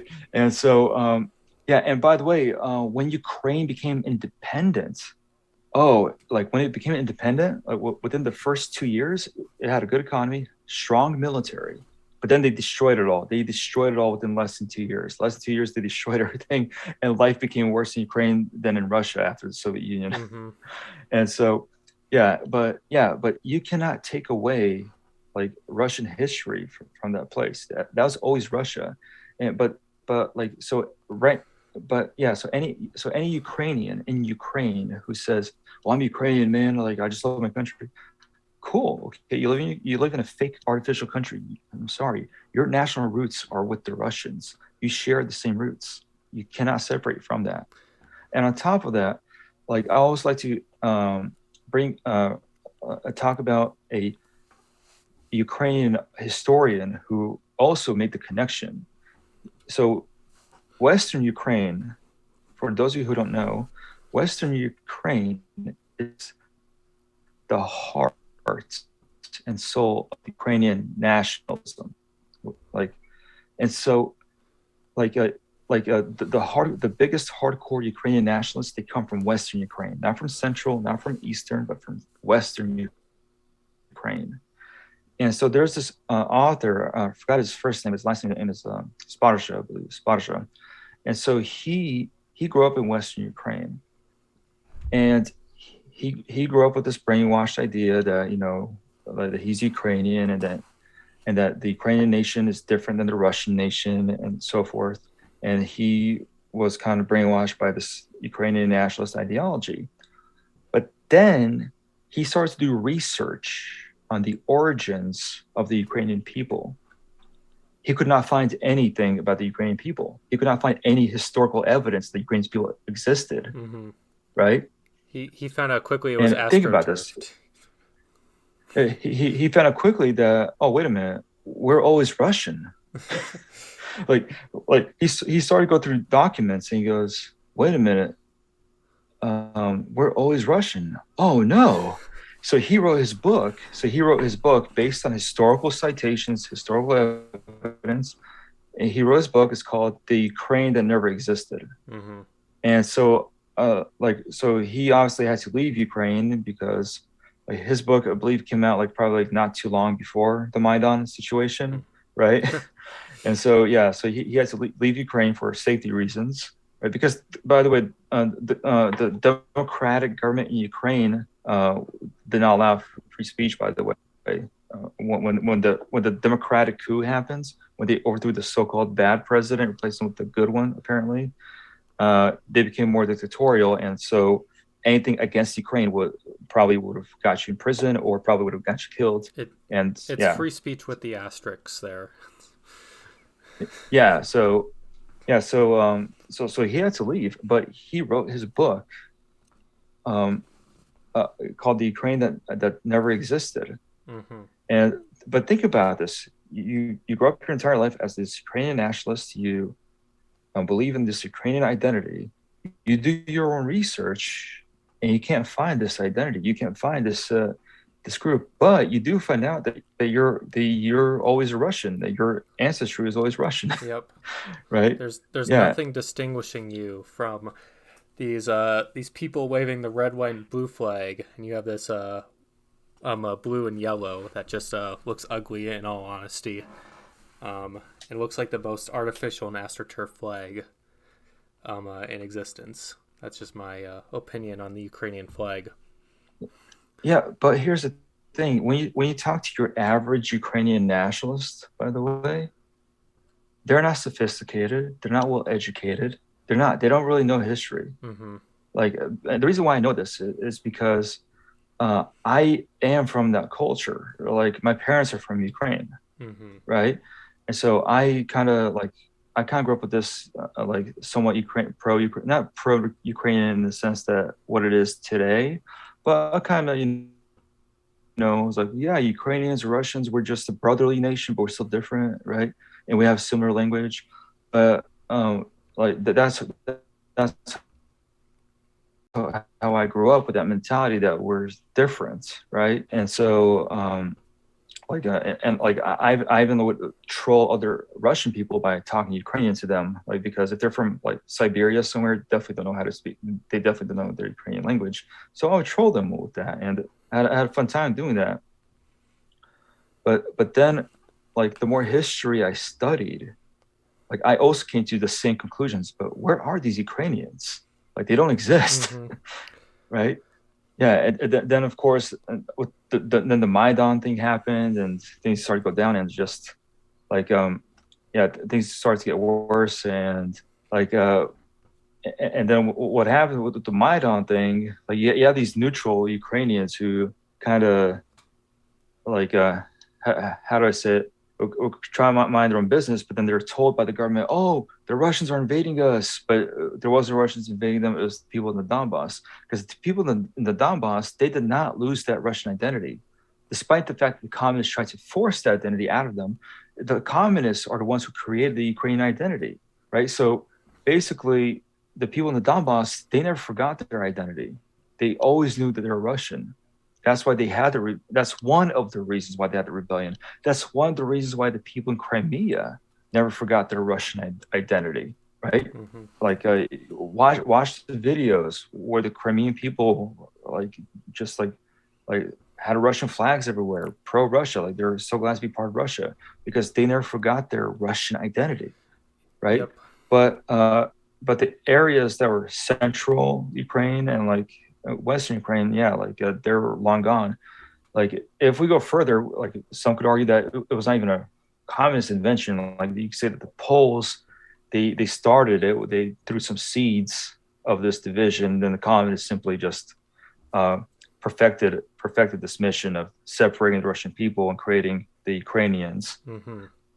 Yeah. But yeah, but this is the origins. Like they share the same origins, Kiev and Rus, right? And and also it's just better for Russians and Ukrainians to be together. It's just better culturally, collectively, religiously, spiritually. Yeah. I frankly agree. As a kind of like a, I'd say I'm kind of a German ethno nationalist, but that's just because I'm Bavarian. I want to see a general unity of the German peoples again, but also I don't want to strip them of their local identities too. Um, uh, Yeah, it's just that it's that natural. I want an organic civilization to dominate the world again. Honestly, like this division between Belarus, Russia, and Ukraine is a very astroturfed or just artificial, to use layman's terms, division of the Russian people, and it just never has good effects whenever you separate people of the same familial connection like that.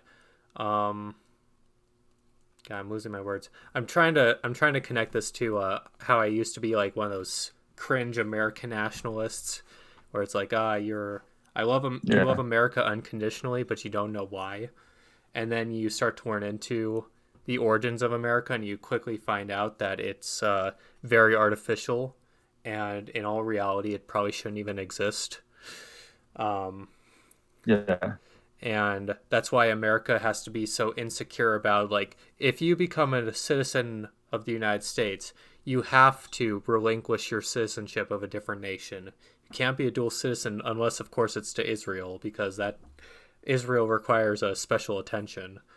I always point that out too. It's like, yeah, if you're a German, you can't keep your German citizenship, but if you're a Jew, you can keep your Israeli citizenship and be an American citizen, because you can't you can't have any lingering identities be away from America, because fundamentally that's a fifth column as America views it, because any disunity is a rebellion. Any disunity is a fifth column that's meant to take down this union of states that really have very little in common. Like the the Anglo-Saxon Protestants didn't, for the longest time in America, try to keep out the Germans and the Irish and all these other groups, because they knew deep down in their hearts that they would sow division, because they were not part of the same cultural group.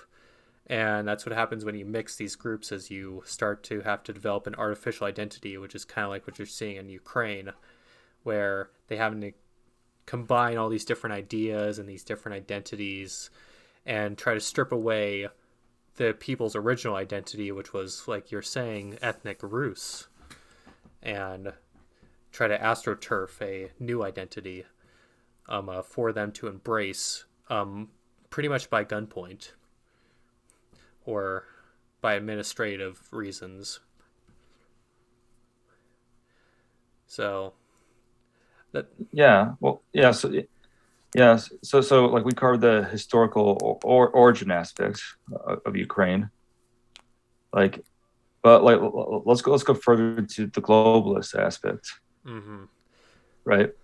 So Ukraine is fighting for what? Well, not Ukraine itself. Like, the let's also make it distinguish. Let's distinguish this.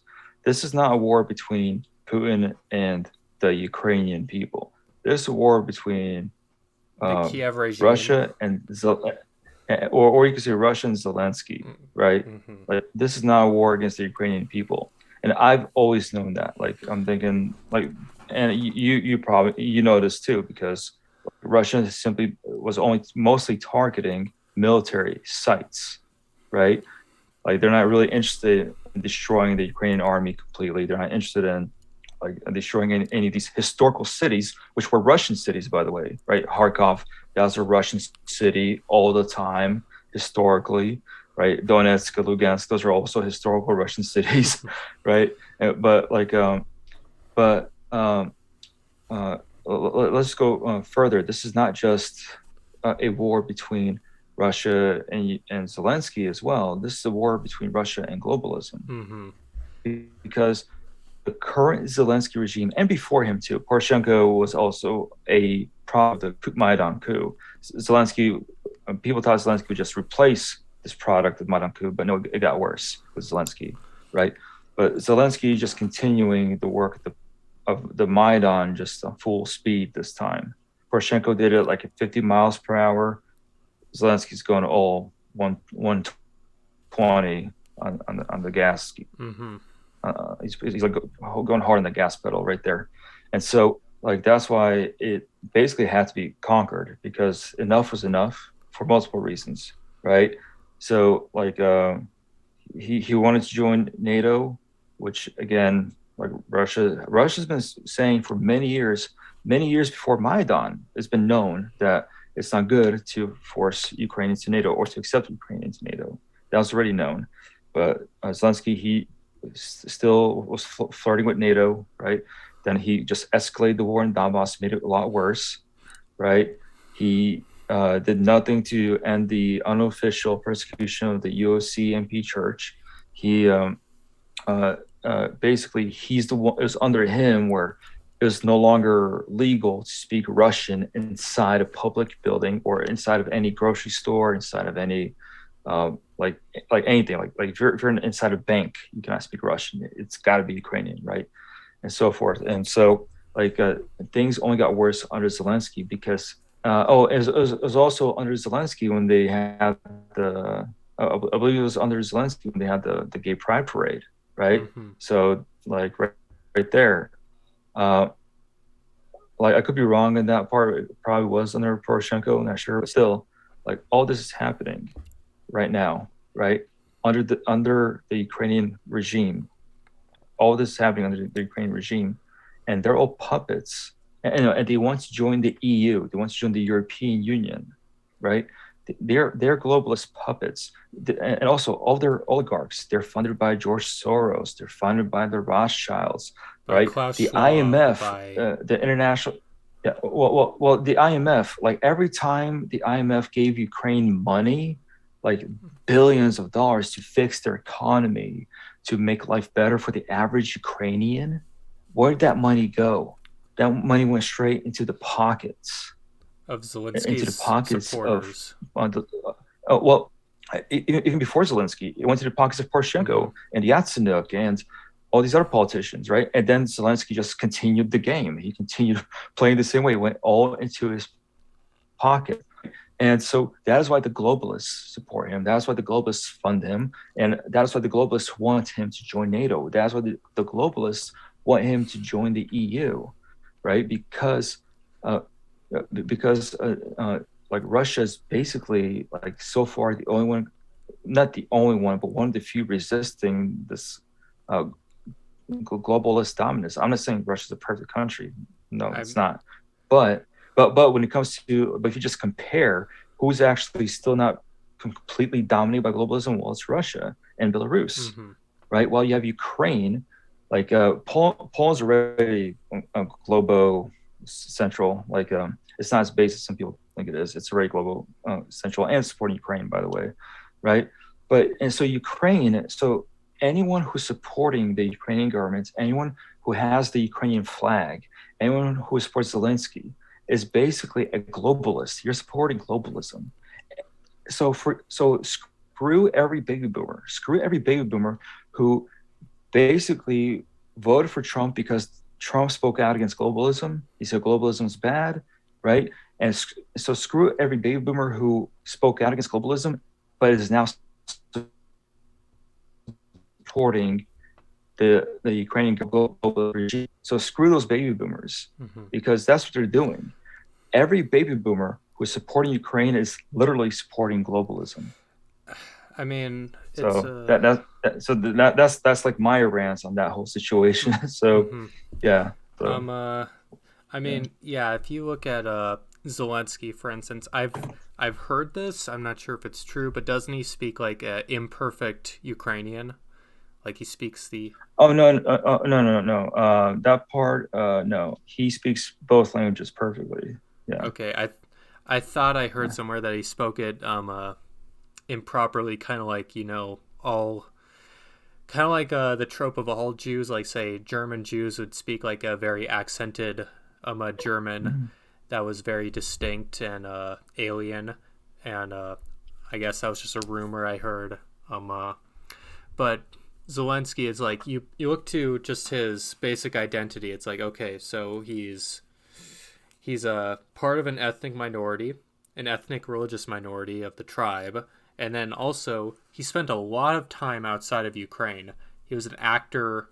He was in these circles, these globalist circles, which all celebrities are, because that's the only way you make it anywhere. Mhm. Um, Oh, by the way, he also filmed and produced movies in Russia. By the way, during the 8 year Civil War conflict, within that time frame, he had enough time to shoot some movies in Russia before he ran for president. mm-hmm. Shows you how much loyalty he has for Ukraine, by the way.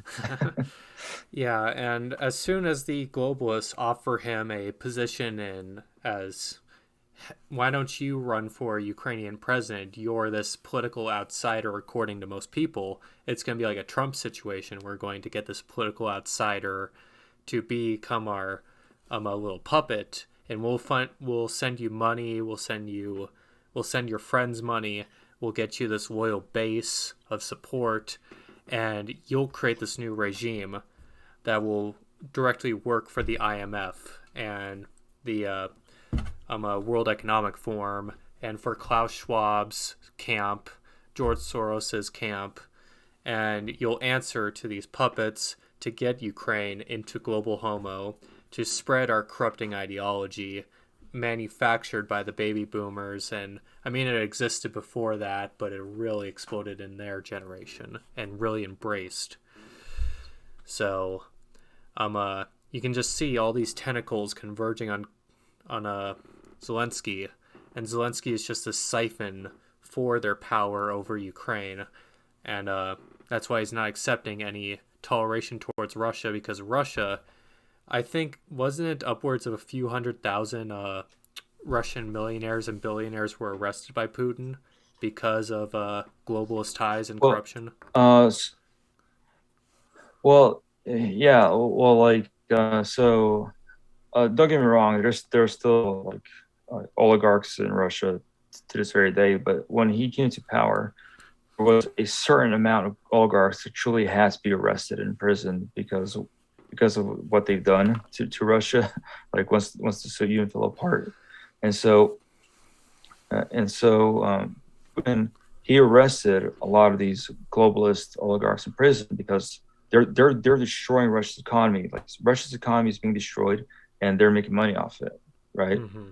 And so he imprisoned like a lot of these oligarchs, and yes, he replaced them with his own oligarchs, right? Or he kind of made a deal with some lower ranking oligarch and kind of put him on top, put him through, and of course Putin made some money off this, sure.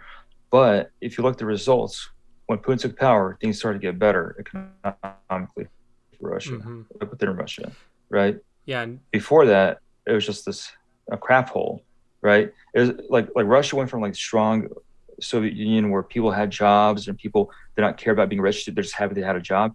But then you have the Soviet Union fell apart, nothing works no more. Everything's privatized, but the people who own the industry are not doing anything about it. It's like to improve the industry, nothing. Things are just getting worse, right? And these oligarchs, they're not doing anything good for the country. Putin replaced them with his own oligarchs. He put those guys in prison because they deserve to be in prison, by the way. Like like the ones that he put in prison, they deserved it. They had it coming. mm-hmm. And here's the thing: Khodorkovsky is one of them. By the way, Putin, he released him a couple of years ago. Khodorkovsky, he now lives in London, and now he's talking about Putin and his regime, how he's bad. But yeah, Khodorkovsky's silence about how he himself was doing evil things to the Russian people in the 1990s, right? But he's out here virtue signaling on the internet how Putin's a coward and how the Russian people are enslaved by him. No, Khodorkovsky just wants vengeance for being in prison. That's what it is. Mm-hmm. And don't the globalists also hate him? I've heard that he pretty much got rid of all NGOs and all NGO organizations from Russia, and that was an immediate sign to most of these globalists that Russia is a non-cooperative state. And Well, like when we think about it, like NGOs are just like a front for spy mm-hmm, networks, they're right? fronts for the And State Department. Ukraine, by the way, and Ukraine was full of NGOs, full of NGOs. Like Mm-hmm. it was NGO central. That's another reason why some normal Ukrainians even ended up fighting against the Donbass folks, is because they're brainwashed to believing that, oh, those are just evil Russians down there and they're trying to destroy your way of life. You had normal Ukrainians brainwashed within 30 years. They were brainwashed by these NGOs. Yeah, it wasn't even the government brainwashing them. It was these NGOs spreading their propaganda through media, through all these other public forms of communications and so forth. And of course, influencing government officials, buying them out, making deals with them, making them rich, right? So yeah, so these foreign NGOs played a major role in Ukraine. They were playing a major role in Russia for a long time. That is why Russia still is infected by some globalism as well. There's some of that infection where Russia's trying to get rid of that, while the Ukrainian government embraced it completely Mm-hmm. and decided to just um, uh, and decide to morally destroy their own people, basically for profit. Yep. I was kind of thinking of like the globalism lingering in Russia. You know, all these companies that are like canceling Russia now, like Netflix, Amazon, Yeah. Apple, etc. I'm just saying it's like you're not, and Pornhub especially. I'm like, I'm glad Pornhub canceled services in Russia. It's like, all your companies, you're not you're not really punishing Russia. You're just getting rid of your degeneracy from them. Russia in a few years, Yeah. once they wean themselves off of you, will be so much more free of globalist influence now that you're gone than when you were there. It's like, Yeah. Well, even before this invasion, right? Like even before this invasion, the whole sanctions thing, like they would only harm the Russian people. They would never harm Putin, mm-hmm. right? it, But at the same time, like people make the assumption. Well, like over here, people make the assumption is, well, you see, like people get angry at Putin. No, people not get angry at Putin. Putin just tells them, see who's doing this to you, right? He'll point to the West. See, they're the ones who were the ones who were responsible for your misery, right? So yeah, like this kind of strategy will not overthrow Putin. It will just make people trust Putin more, right? And on top of that, with his invasion, like his ratings went up, mm-hmm. right? Now the question is, why did Putin's ratings go up? Because a lot of the people who were in opposition to Putin supported Russian-Ukraine unification. That's why, like, because in 2010 and 2012, Putin stabbed a lot of nationalists in the back. He stabbed, you could say, like monarchists in the back too, right? Mm-hmm. And then so like for a long time prior to this invasion, like even a year ago, many Russian nationalist bloggers would talk crap about Putin. They'll talk about how he's but a backstabber, he should not be trusted, right? But they all believed historically, from a historical perspective, that Russia and Ukraine are one people, that they're the same nation, right? And so now Putin surprised everybody. He surprised the right wing. He surprised the right wing nationalists with his invasion, because they're thinking, hey, that's what we want. We've always supported this, right? We've always supported this invasion, and we're surprised Putin's doing it. And so that's why you can say that, that his ratings went up. It's not necessarily because of some liberal opposition guys switch sides. No, it's because the right wing opposition that he had, which he had a right wing opposition that did not like him. But with this invasion, all of a sudden he earned some brownie points. He earned the brownie points from the monarchists, from the Orthodox, from the nationalists, because he's done something that they've always thought he should have done a long time ago. Mm-hmm. Um, uh, did I thought Yeah. I saw like about a year ago or something, there was a monarchist like pretty intense protest, I believe it was in a Siberian city, if I'm remembering right.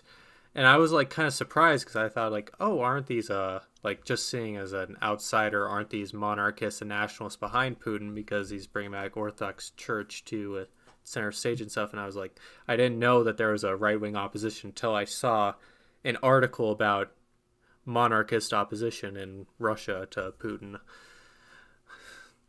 Mm-hmm. So Yeah, like that's a very real thing, you know.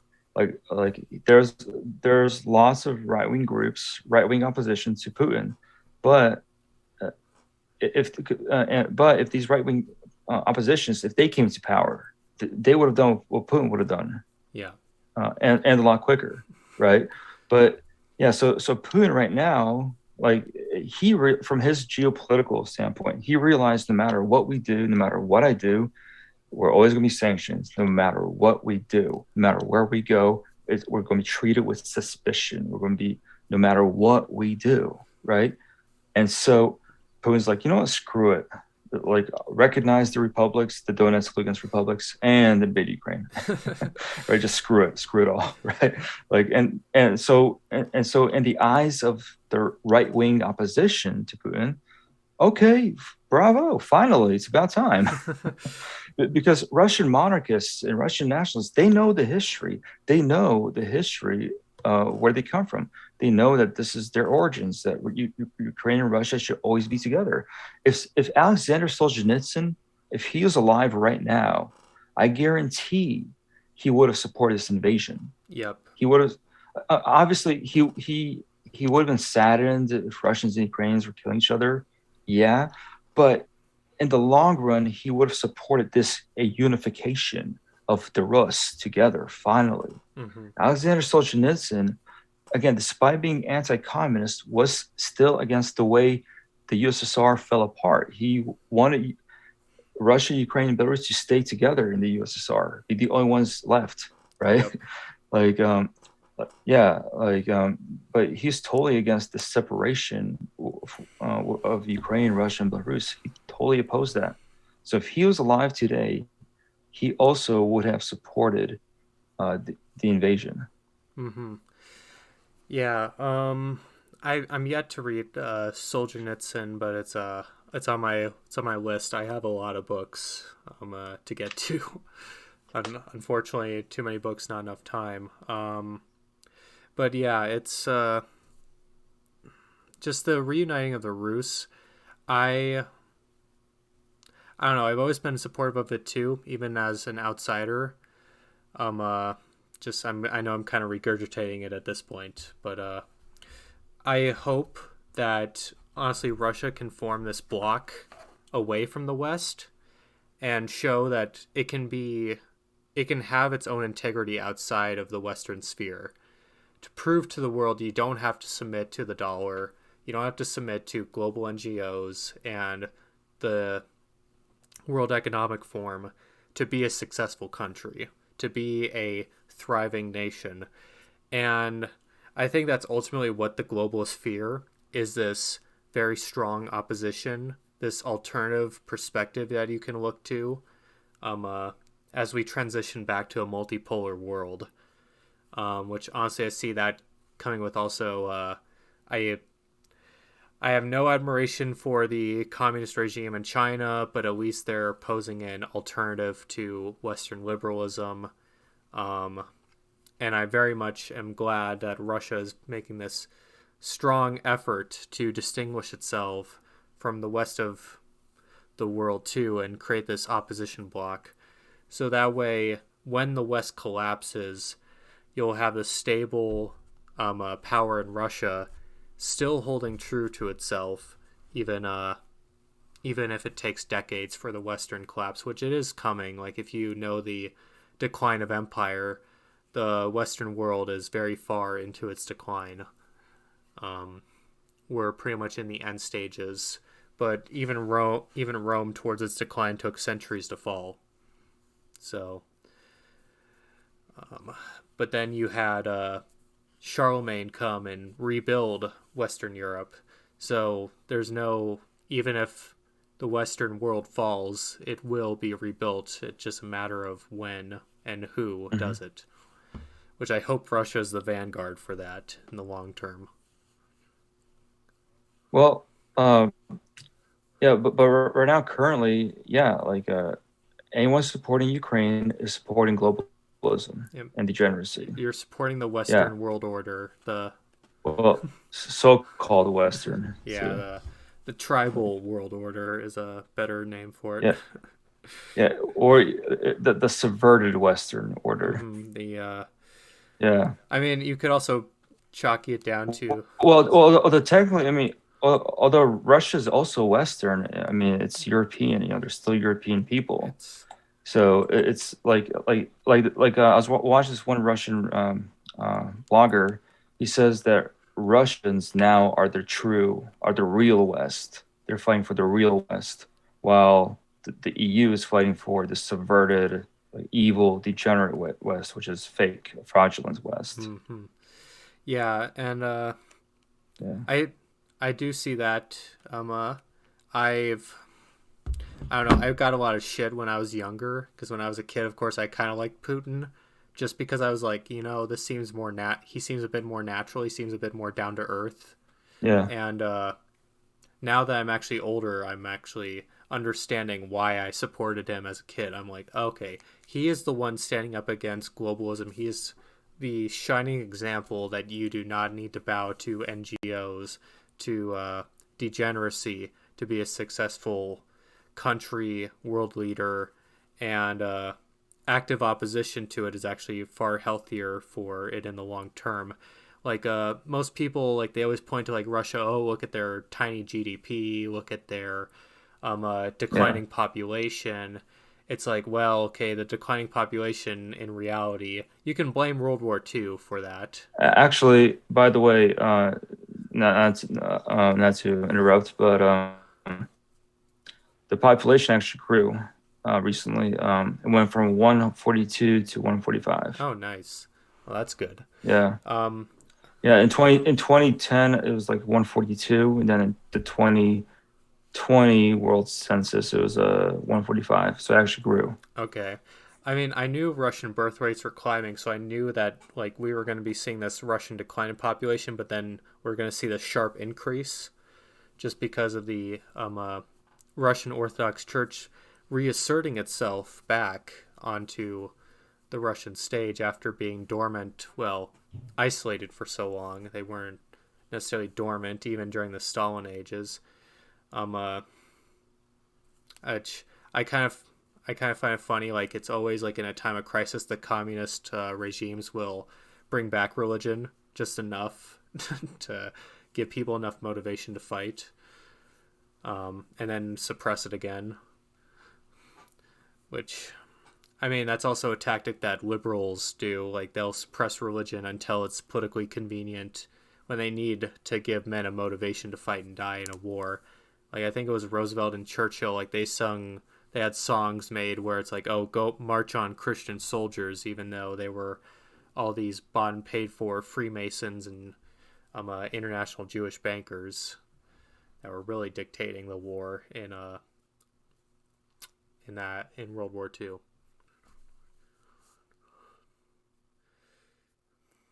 Um, uh, I kind of don't have a central Yeah. thesis on that one. Yeah. um, Well,